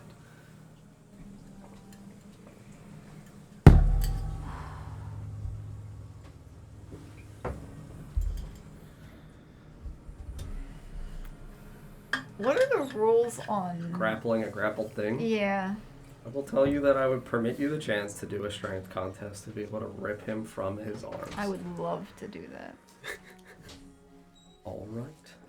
I'm gonna run up, Tug of war. just right up to Vorst over here, I'm the dog toy. and Give me that. just like grab at a piece of his clothing The and dog and the dog toy. attempt to Okay. pull him away. Just lucky like Not that. biting him. Not going to bite Vorst. Athletics for you. Are you using, Good luck, are you using sir. both heads?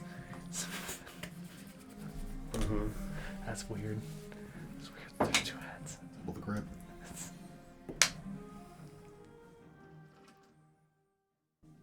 I am a 17.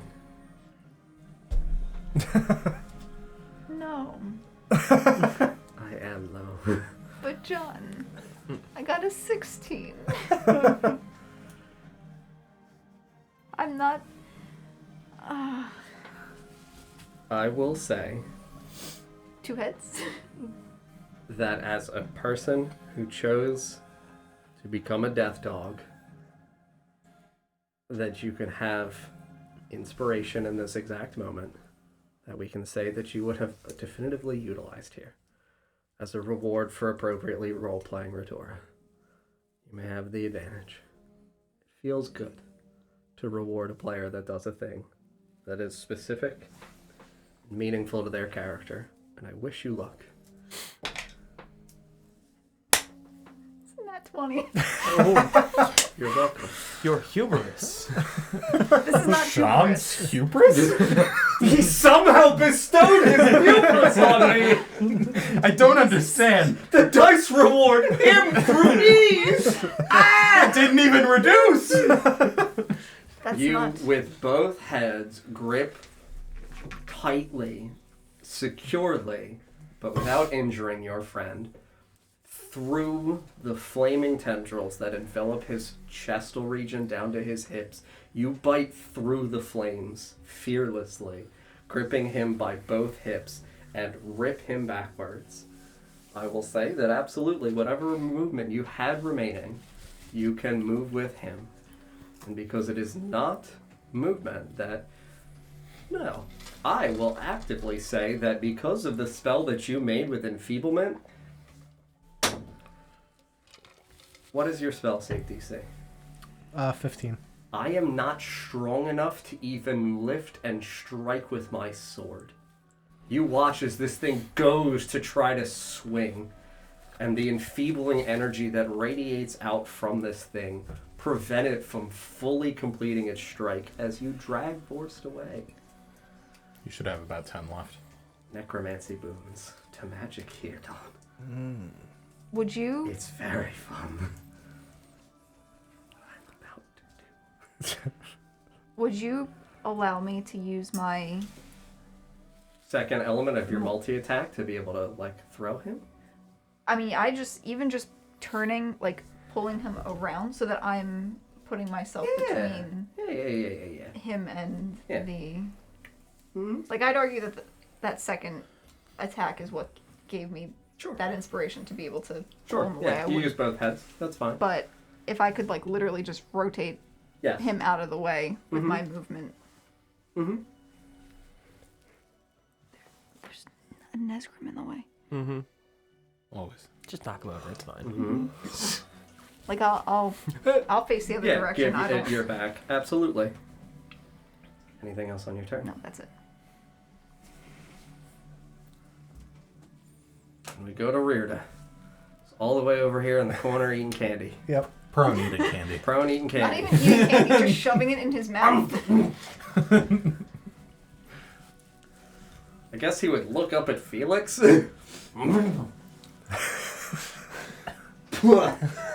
Oh, fuck! Ah! Let's grab the spoon.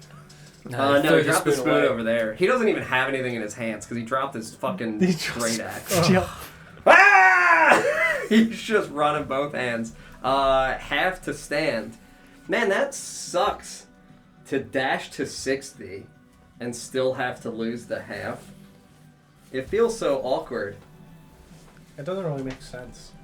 Yeah, fuck that shit. He'll lose 15 and then dash and double, but Yeah, then that's he what it still should goes back be, to yeah. 30. If he goes through the center, that's probably where he dropped his great axe. Sure. Yeah, Yeah, 'cause that's as where he he's was. running, he 30 would just puts like... him somewhere in here. Yep, yeah, that's where he would end up. Yeah, and as he's running, he sees his great axe and just snakes grab that shit off the ground as he continues towards the fray. Oh boy, oh boy, oh boy, Paul. Oh boy, it's your turn, buddy. Okay, so I want to make sure I have a clear picture of what the hell this thing is. Yes. Does it look similar to the creature that we just fought, but covered in armor? No. Okay. It looks more as though it is... The last one definitively was an elemental. I would say that you are as an intelligent enough person to recognize that this feels like a construct that has been bestowed upon some horrific bastardization of an attempted life. Gotcha. An amalgamation. Maybe a Full Metal Alchemist, you might say. Yeah. Uh-huh. Yeah, here's Al. Oh, fuck. You So sound would like you Al. say it is wearing heavy armor? Yes, it is. Great. Absolutely wearing heavy armor. Gonna jab Time my to move. thumb and smear the sigil. Break his... Scratch your finger on the soul room bonding. Yeah. Just hear that kid scream. Ugh. I'm gonna take your other leg out. Not. I was trying to say Ed and Al at the same time. You said nut. Ale. I said Eld. All right. Take that other nut.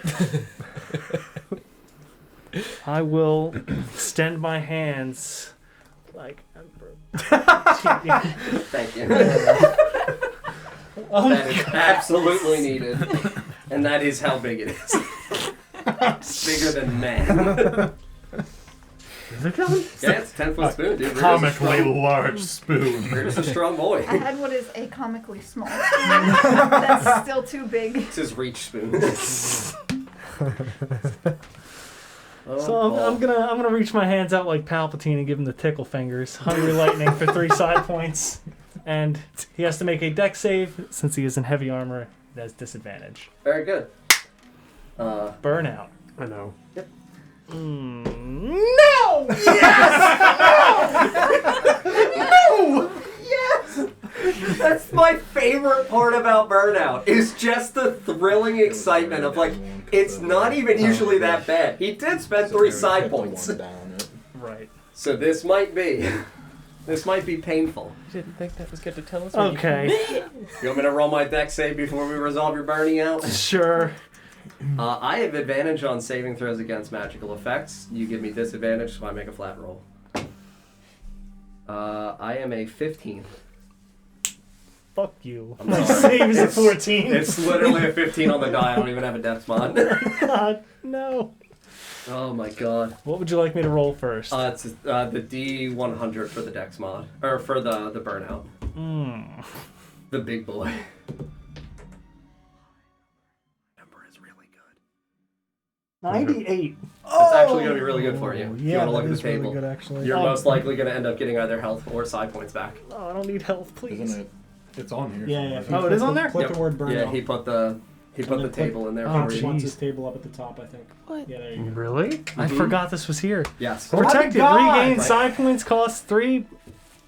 Wait, I don't know what that Side point 2. cost times 3 minus 2 temporary hit points.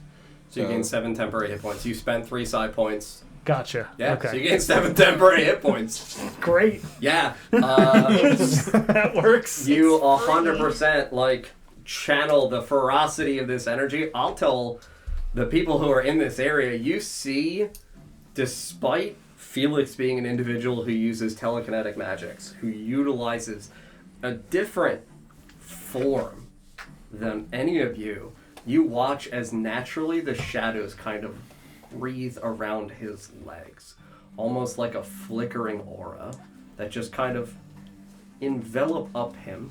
And despite it being cold, you feel emboldened and more powerful when you do it. That's why you have 7 temporary hit points. All right. I like pass the Palpatine. save, right? And the damage is halved on the success, right? Yep, so it's going to be 11. Or Oh. no, sorry. I can't math. Jesus. Is that 13, 11 straight? so half. So 6, because round down. What damage type is it? Lightning. Lightning. Cool. Yeah, so all that, as that happens, you watch as this lightning just crackles up around this thing's shape. Out from Felix's form, from his fingertips, give him the old long distance tickler. I actually do it like this. And he just, ooh. It's underhanded if you like. Right? Mr. Felix. Right? Anything else on your turn, sir?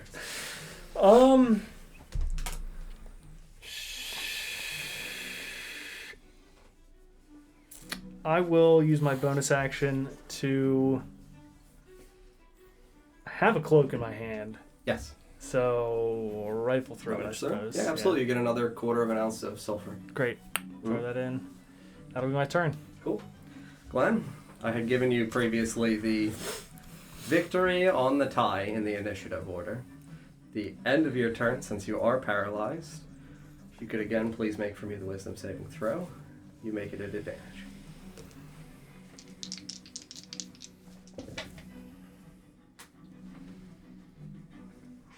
Dirty 20. Yeah. You feel the chill kind of seep through your bones as though it eventually withers away and dissipates. You're no longer paralyzed. And then it comes to me. And Don, you said previously that I make the saving throw at the end of my turn for enfeeblement, correct? Let me double check, but I'm almost positive. Fantastic.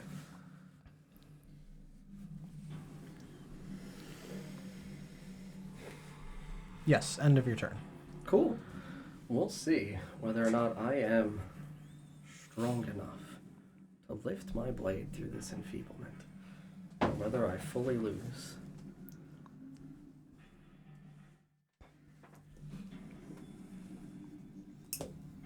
Yeah, I'll say that this thing attempts to move its arms aloft with its blade, and you watch as it struggles violently with it, unable to elevate its arms.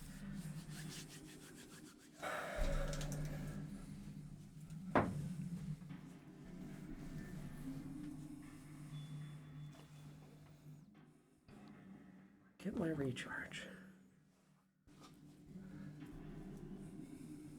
And I can't lift my blade.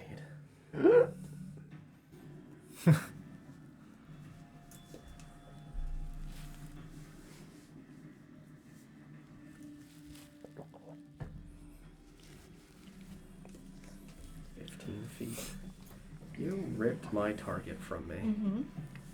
I sure did. Please make a Constitution saving throw for me. That's one of the ones that comes from the... Is the Death Dog stat block, yes. As it recognizes it's not strong enough to lift its blade. 19. It opens its mouth and attempts to breathe in your essence. Leaning over you. That's a dangerous essence to breathe in. Oh, bad move. Yeah, no, Sucking in all that miasma. you shudder and shake, resisting the effect. So it's half damage, and I'm very glad you succeeded. It's a very bad effect if you don't. Take 5 necrotic damage. As you feel this withering sensation at your haunches as this thing tries to rip the essence of your soul from you.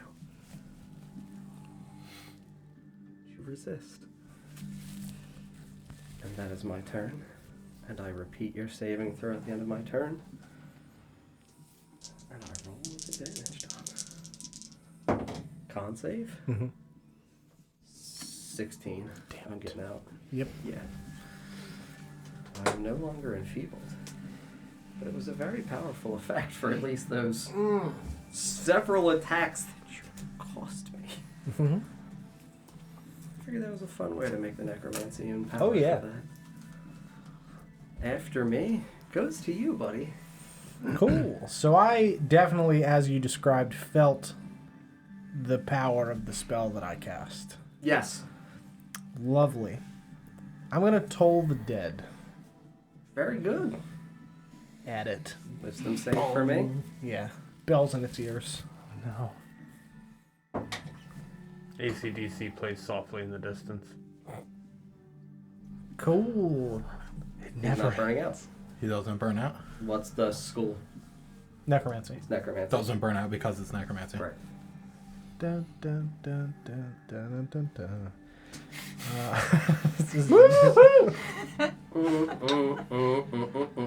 Immune.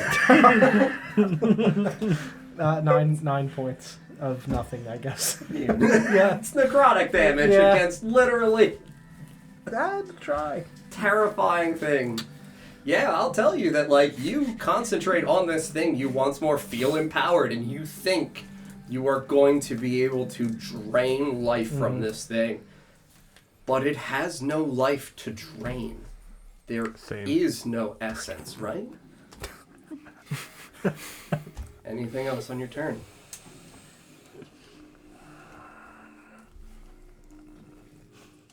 No. That is my turn. Didn't even give him the eyes. Yep. Come to you, Lawrence.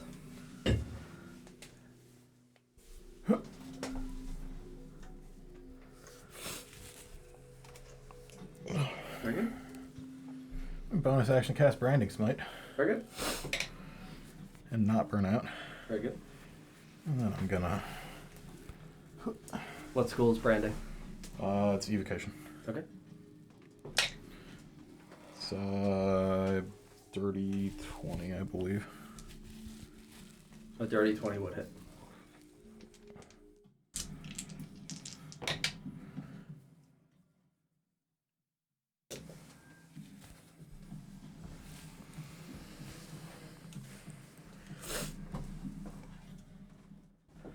Uh, 13 damage and 7 of it is radiant. Okay, so 6 is the slashing.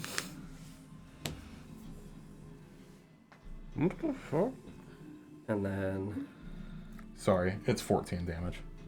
It's still 7 radiant. I just did math so wrong. 7, so Know short. what it said. Okay. It's 7 and 7. It's Yep. gone now. It's fine. It just had a bunch of letters and numbers in a Oh, string.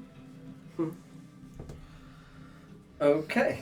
Yeah, absolutely. You feel the same effect that I have been describing to Glenn and DJ, that as you strike this thing, You strike true. You contact its form, two-handed still, correct? Mm-hmm. Yeah. You strike down into this thing, and radiant energy bathes over its form. You feel your hands vibrate and shake as you strike into the density of this metal. You keep grip of your hands, but your hands feel weak and loose. Anything else on your turn, sir? No. If it's relevant with this creature, I don't know if it's consuming light or not. But if it isn't, then it sheds dim light in 5 feet and cannot become invisible until the spell ends. Cool. We roll back up to the top to DJ. So there is the 15 feet of bright from Moon Touch. Sure. It radiates, obviously, within that. Illuminated, but still, thankfully, within the bright as well. All right. I'm not going to hit him with Booming Blade. Are you sure? You know what? Maybe I will. You can just roll over and out if you want, dude. It's all good. It's all good, man. It's all good, man. Reward me for my hubris. Why are you? Wait, isn't it already boomed? Huh? Isn't it already boomed? Didn't you No. already hit it? No, he missed the last turn. Oh. Also, it was a 2, so I don't burn out. Good. Oh, and I might actually hit it. And it's an 18. Yeah, it's an 18 hits. Ha! Hit it. Chain and shield, DJ. Alright, so I got a d8 plus 4. 6 damage. 6 slashing damage.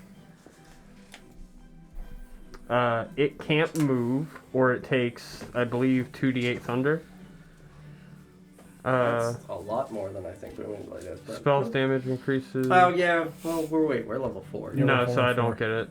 So it's only 1d8 probably. Yeah. Mm-hmm. Usually says it. and it becomes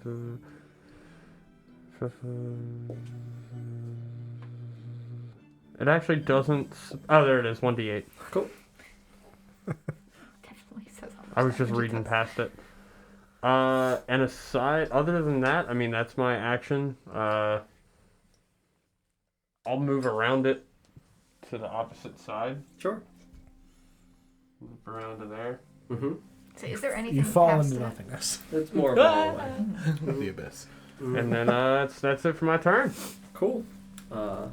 Please, as you hit this thing, make a strength saving. Oh no, that's a 9. 9? Yeah, I will say that as you strike into this thing, and magic erupts from your hand, from your blade, despite not burning out whatsoever on this, your hand again feels as though you begin to lose grip of your weapon. You don't drop it. Your hand just feels like it's going numb, as though not exclusively because of the pins and needles in it. It feels like your hand itself is losing its life force, as though you are fully losing feeling in your hand. Oh no. Okay. That's not good. It's not, DJ. Anything else on your turn? That's gonna be it. Very good. Sarah.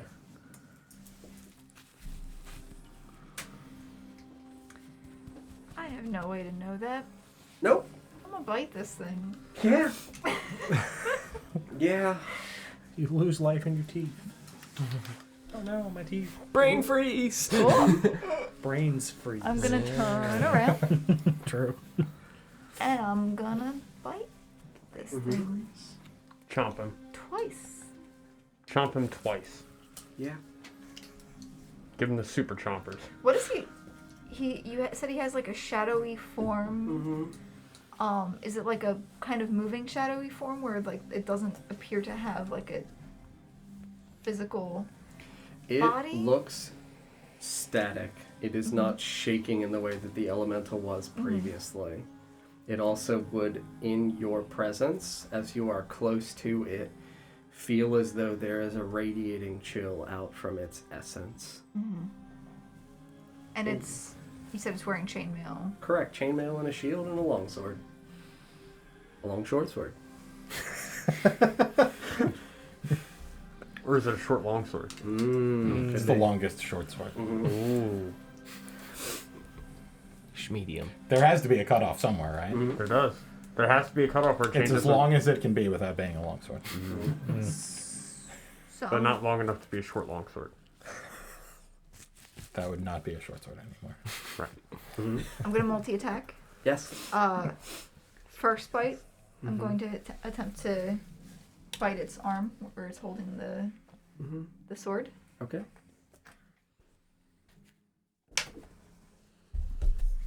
Jerk. It was on an 18 and it was like, no, it's a 2. So that's 6 to hit. So I'm assuming that one doesn't hit.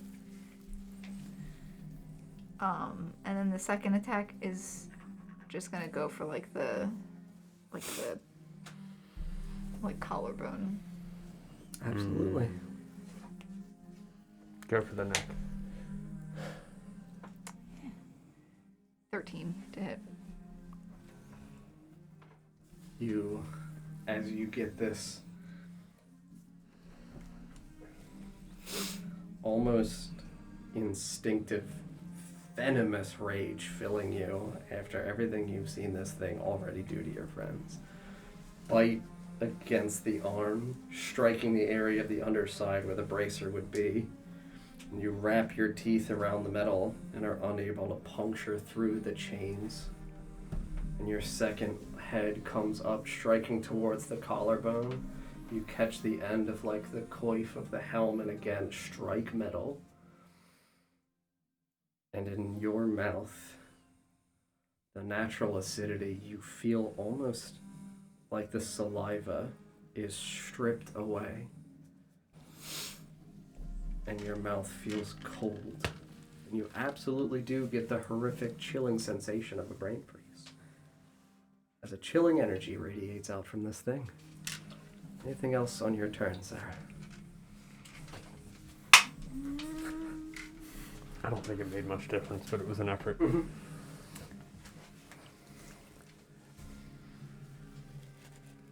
No, I don't think so. I don't have any bonus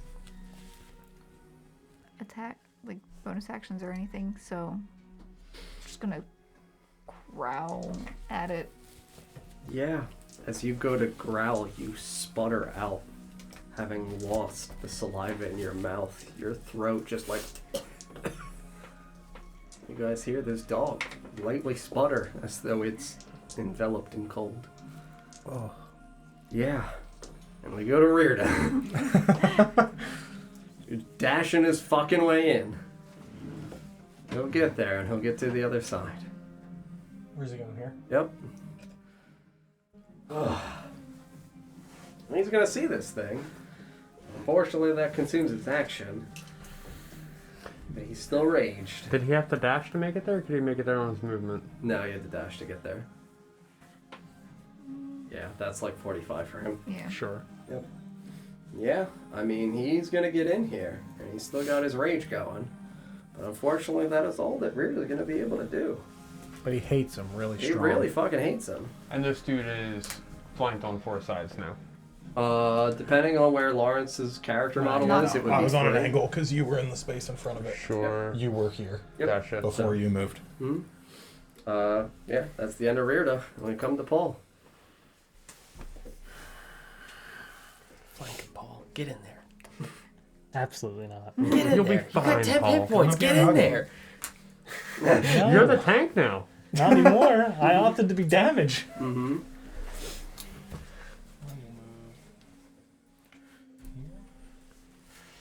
Like Well, flirting with flanking him. I'm thinking that. Tempted. Gotta take him on a few dates first before you're ready to flank him. You never flank on the first date. You never flank on the first date. What does that say about you? I'm not the one that's in there. He's an outstanding dude. Oh, I got no problem flanking on the first date. What's that say about you? Leads. I'm gonna use psionic talent to mind thrust it. Oh, but you'll thrust on the first date. Mentally thrust. So it's going to be 6 psychic damage. Yeah, absolutely. You connect psychologically to this thing, and you're able to discern that there is a sense of sentience to this. Good. Absolutely. Good. Yeah, and you watch as this thing wriggles ever so slightly with pain vibrating out. Anything else on your turn, sir? No. To you, Glenn. Want to join this flanking party? No, I flunked flank.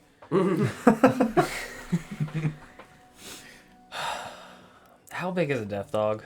Medium. Medium. Medium? Mhm. Like height-wise, like big as a dog, big as a wolf? Probably Reuben size. About Maybe Reuben yeah, size? 4 foot high. Okay.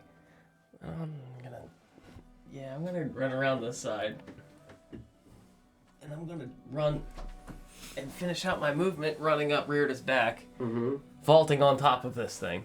Sure. What would you attempt to be doing with this? Sword out, going through the neck and down, Sure. trying to pin him down. Sure. Yeah, you are a very heavy man. Mhm. I will see if Rearda is strong enough to accommodate your weight. And with the combative jumping, I will ask you to make an athletics check as part of this first.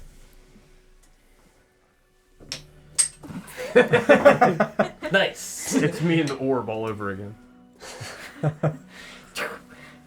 13. Yeah, Rearda rolled a 3. I am going to say that you're going to be able to propel off of him, but he is not able to bear the entirety of your weight, and you are going to be sliding off. So you can make your attack roll. I will ask you to make the attack roll with disadvantage. Cool. With bonus from flanking on 2 sides, 3 Mhm. sides. So it's a +2. Plus 5 from Plus the 3 five. sides. Hey, that's pretty good. It's you said disadvantage, so that's 16 on the die, Yeah, plus you hit. 7, plus 5. Yeah, no, you're Nice. connected. Nice, 28, nice, yeah, nice. you hit. You just kind of squash Frida a little bit. Mm-hmm. Yeah. He's raging, it's fine. Oh, God, man, you got heavy. Break off You one of Mario. his I think I pulled something. spikes. Break one of the spikes off his arm. Fine, dude. Nice. Does he also have spikes that come out of his spine? Huh? What? I didn't hear what you asked. Does That's Rita also good. have spikes that come out No, of his not spine? out of his spine. Arms, horns. 12 slashing. 12.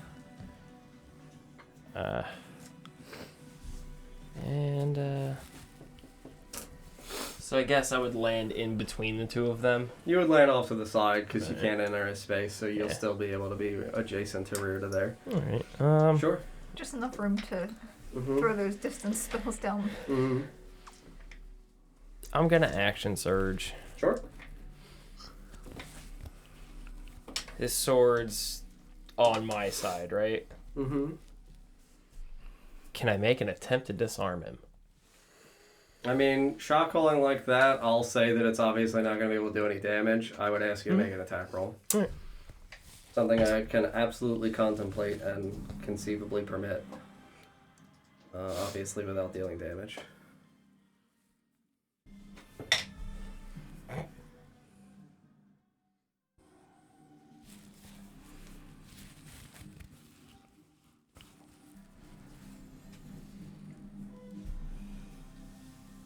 It's a 15 with my sword. Yeah. AC 18. Yeah, no, I would say that you strike into his weapon. He shakes and it lowers ever so slightly, but keeps a firm grip on his weapon. Is that with the flanking bonus? No. I would say that it's not going to be able to flank because this Sure. isn't attempting to actually strike true to get like purchase. This is a different thing. And then... Yeah, that'll be it. Cool. And then it comes to me. And we got to see about recharges. Recharges. Well, recharge on the second ability.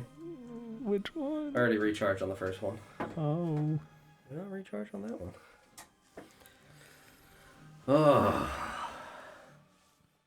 Oh boy.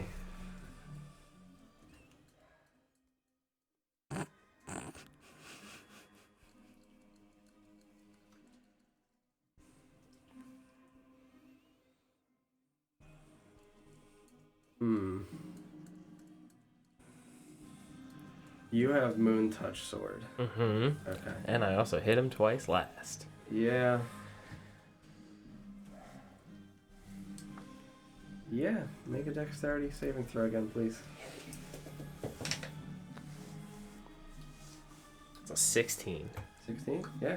You watch as these, again, tendrils envelop around you. You slightly shake to the side and feel them dissipate around your form, unable to get true grip of you. Man.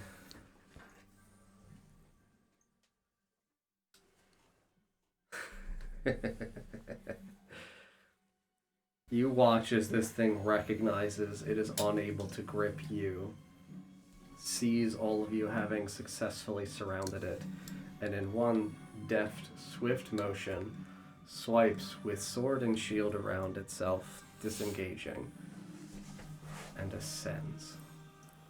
Can I make an opportunity attack? I would say disengaged. I have Sentinel. It overrides the disengage, correct? Then yes.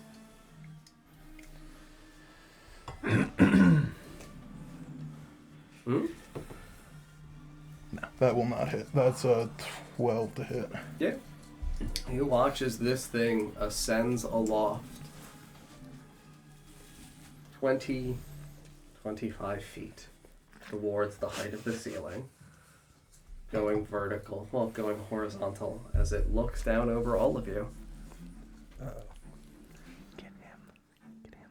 And that's- Booming blade. Ooh. you get your thunder damage. It's a D8. Mm-hmm. I'm absolutely moving. 2.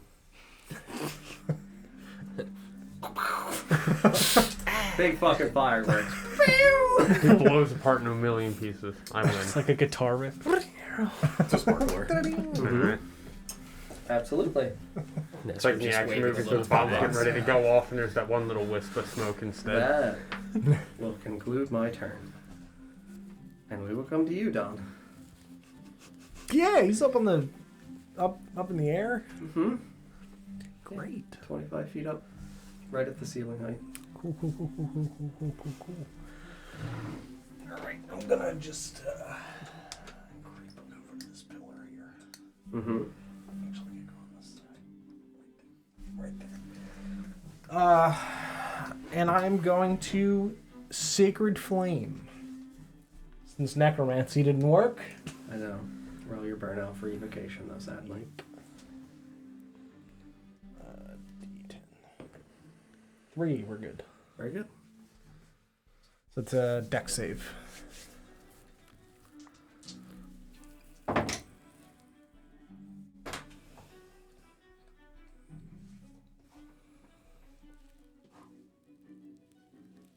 No.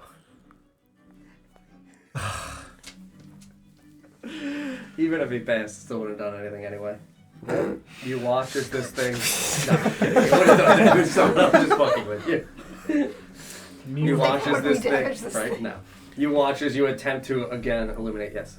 You have advantage for magical, but you have disadvantage because of the heavy armor, right? Mm-mm. Okay. Mm-mm. Yeah. Yep. Yeah. You watch as this thing kind of, as you attempt to envelop it in light, shrug and shake it off, dexterously avoiding you as it is aloft in the air. Anything else for you, sir? Nope, just gonna grab the pillar. Oh dear God! Just, It's coming for me! It's like a Jeepers Creepers too. yeah. Yeah! Oh boy. Well, we go to Lawrence. I guess I'm just gonna back up towards the boy. Ready my action to hit it if it comes over here. Sure. Scroll back to the top, DJ. Throw your sword at it. Don't tell the elf.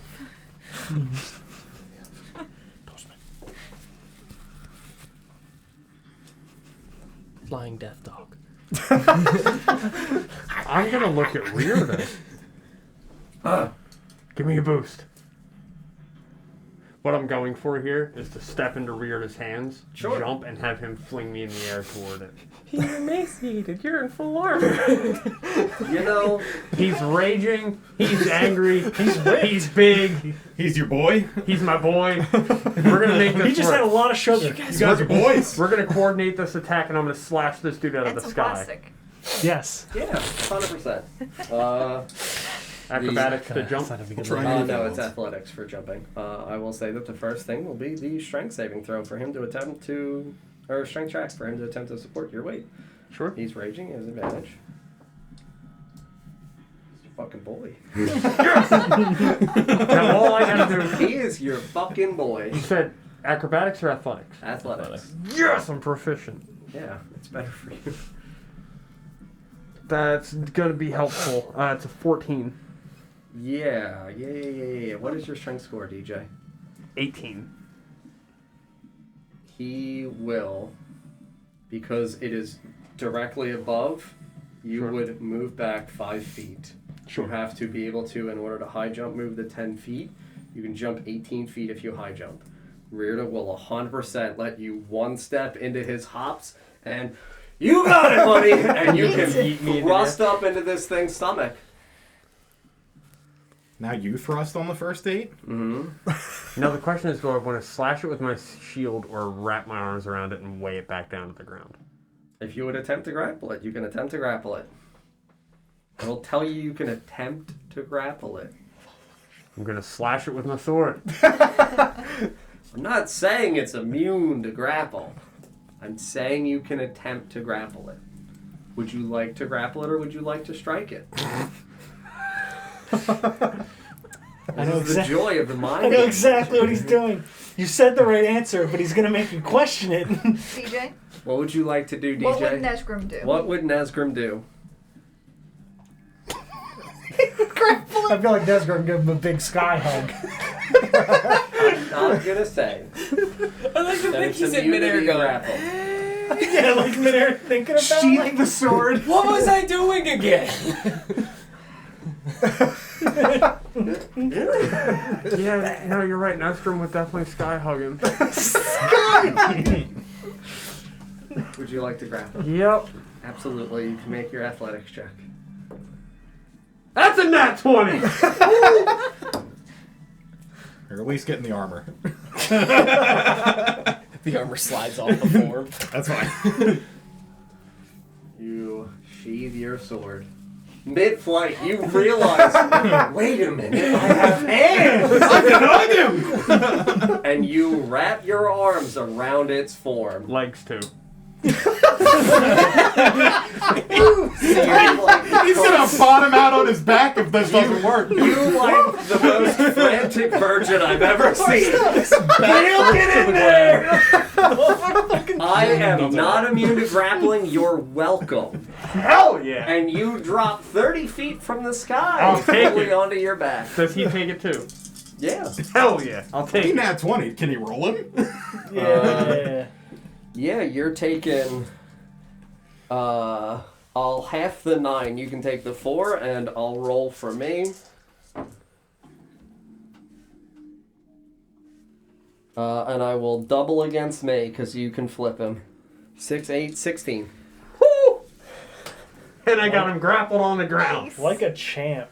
Right? You sky hug, caterpillar rip this motherfucker off the ceiling. Not on my watch! I'm the tank! Dude, you see Reardon just like 100% just full on erect. I'm Just dead. ready. I'm coming! I'm dead to him now. You won. Congratulations. Fuck Ethir, dude, we got a body! He's coming for the colonel!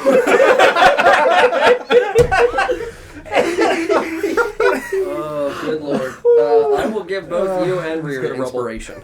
Hell yeah! Yeah, he's absolutely grappled. Uh, And I will say fully prone. I'll say he's restrained underneath. Absolutely.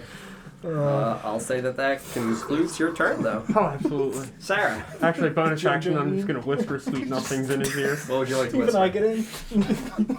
Gotcha, bitch. Sweet nothings, indeed. I got you for That 3 minutes. concerns me more than anything else that's been said today. It's fine. Just lean Nothing up. to read into. Yeah, God almighty. Sweet nothings. Fuck you, fuck you. Whoa! Things you can expect from DJ on a first date. Right? Flanking. Sky hugs. Sky hugs. Sweet nothings. Right? Got you, bitch. Pretty accurate. Oh, Bring his boys. Oh boy. That phrase they all want to hear. I'm glad you took the choice. I am too. Very good. I was rewarded for my hubris. Mm-hmm. What would you like to do, Sarah? It's a restrained, prone thing beneath. Where is Nestor. he? He's Directly just in front of directly us in and front of us. Flat. Yes. Yep. I'm gonna bite him Absolutely. twice. Yeah, you have advantage on the attack rolls. I'm going to roll with my dice. Mm-hmm. And these ones that I never use, but I'm pretty sure I saw Matt Mercer had the same ones. He does. I hope they do well. So, I give you luck. and that's he's prone, Pass so your hubris along. Mm-hmm. advantage on prone, correct? Correct. First one. 19 to hit. 19's hitting. I'll roll for the second one as well before I roll damage. Nat 20 on the second one. You're welcome, Sarah. I give to thee. How's it feel to have that much power, John? It's very nice. What damage type is it, Sarah? I think it's Piercing? just piercing, yeah. Would you like to roll the critical effect first for your? I'll nat roll the 20? damage for the first one first. It's not crazy. It's so that's going to be 5 points of piercing damage for the first one. Mhm. Is it a creature? Yes. Also needs to make a con save.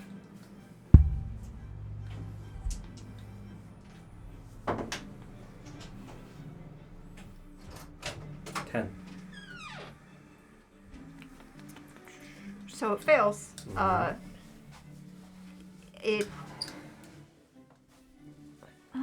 Gains the It's disease, correct? yeah. Mm-hmm. So it's not super relevant right now, but it's diseased. Mm-hmm. And then for the You second want to one, roll the nat 20 for the effect first? Yep. That's why I can tell you what you're getting. 11. Mm. Cap and roll 4 times the damage die. Oh. What a hit. So Cap and roll. Mm-hmm. Mm-hmm. teeth? Mm-hmm. You have teeth dice? Mm-hmm. Mm-hmm. Okay, so I guess what 6 times So you would 4? So 24 right off the bat, correct? Or am I capping once? You're only capping the Okay. first set. So what is the base value of the attack? It's- 2d6? It's 1d6 plus 2. 1d6. So you're getting the 6. We would roll another, and then you're rolling another. So you're rolling 2d6. and then multiply 'Cause it's- back forward. Sure. I thought it was 2d6 for the damage Okay, die. so- that was why I was saying Yep. 4 die. No, Forgive me. it's 1d6. So you're getting the full 6, and So then you're 6. rolling 2d6. Still significant damage. Mm-hmm. Plus 8 plus 2 for the So 16. yes. Yeah, you both mouths into this thing, rip into the sides, sink your teeth deeply into the chilling nature of this thing.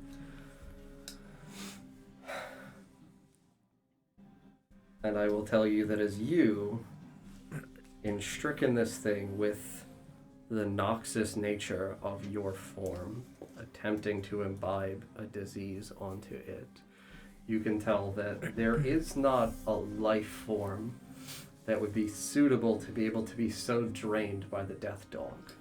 So you feel the noxious essence of your existence seep into the manifested flesh that is here within the shadowy form. Unsuccessful. Mm-hmm. Does it...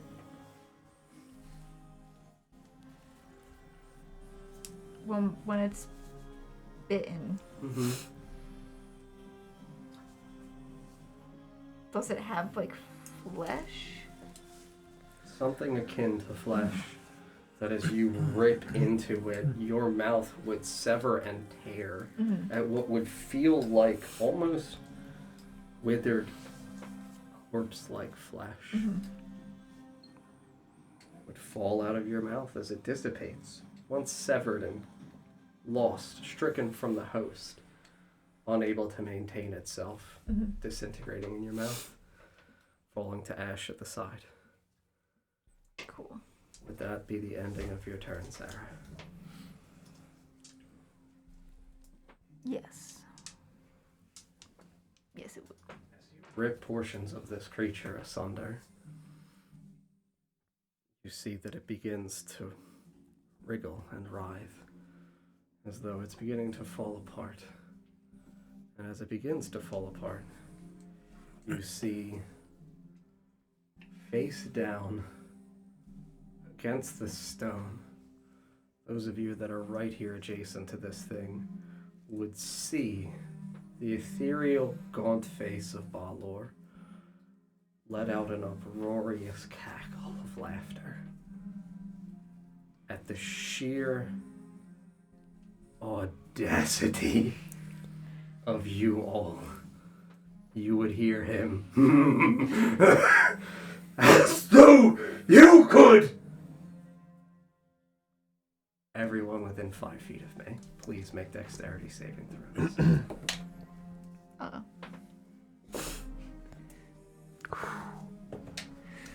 13. I wanted to tip. Yeah, I was worried. Weirdest, you fucking boy! That feels good. The team of Nesgrim and I Reard was are coming convinced I in. was gonna fail. I didn't. 13. 13, 7. 18. 18. You see as this figure begins to break.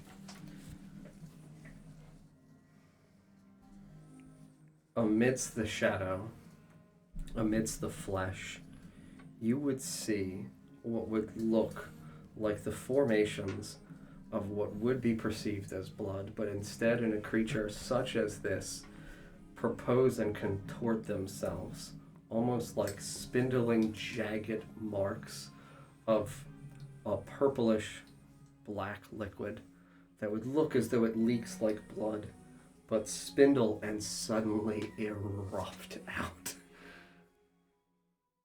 striking through you, and you as well. 13, you said, correct? Yeah. Now, because I'm prone on top of it, would it treat it like it's diving on a grenade? Can I take most of the damage to save everyone else around me? Don't do that. Absolutely. Why would you do that? Because it's a good thing to do. Oh. And I am on top of him. Mm-hmm. All right. Well, I will say, where is Ritora positioned? Right off Outside? to the left of him. And you would be on him? Mm-hmm. Yeah. I will say that you can take a fragment of the damage die from her.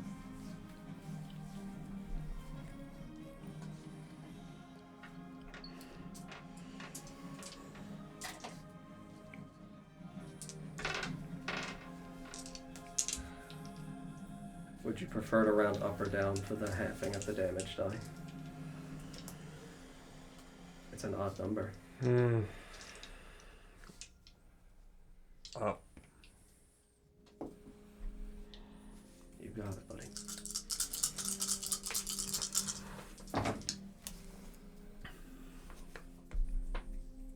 $15 necrotic. I am resistant. I know. 7. I said it was a good choice. Thank you. Thank you. Sarah? 3. necrotic damage.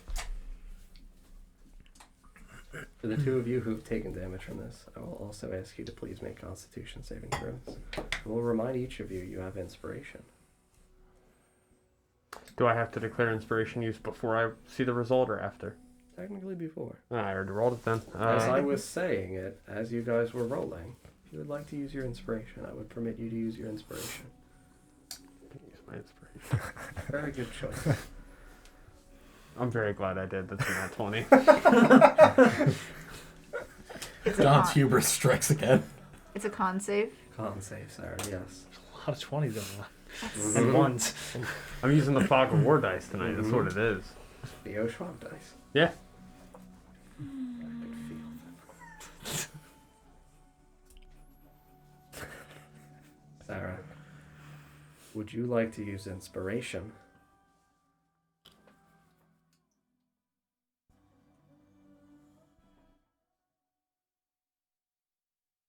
I probably should. I'll use it.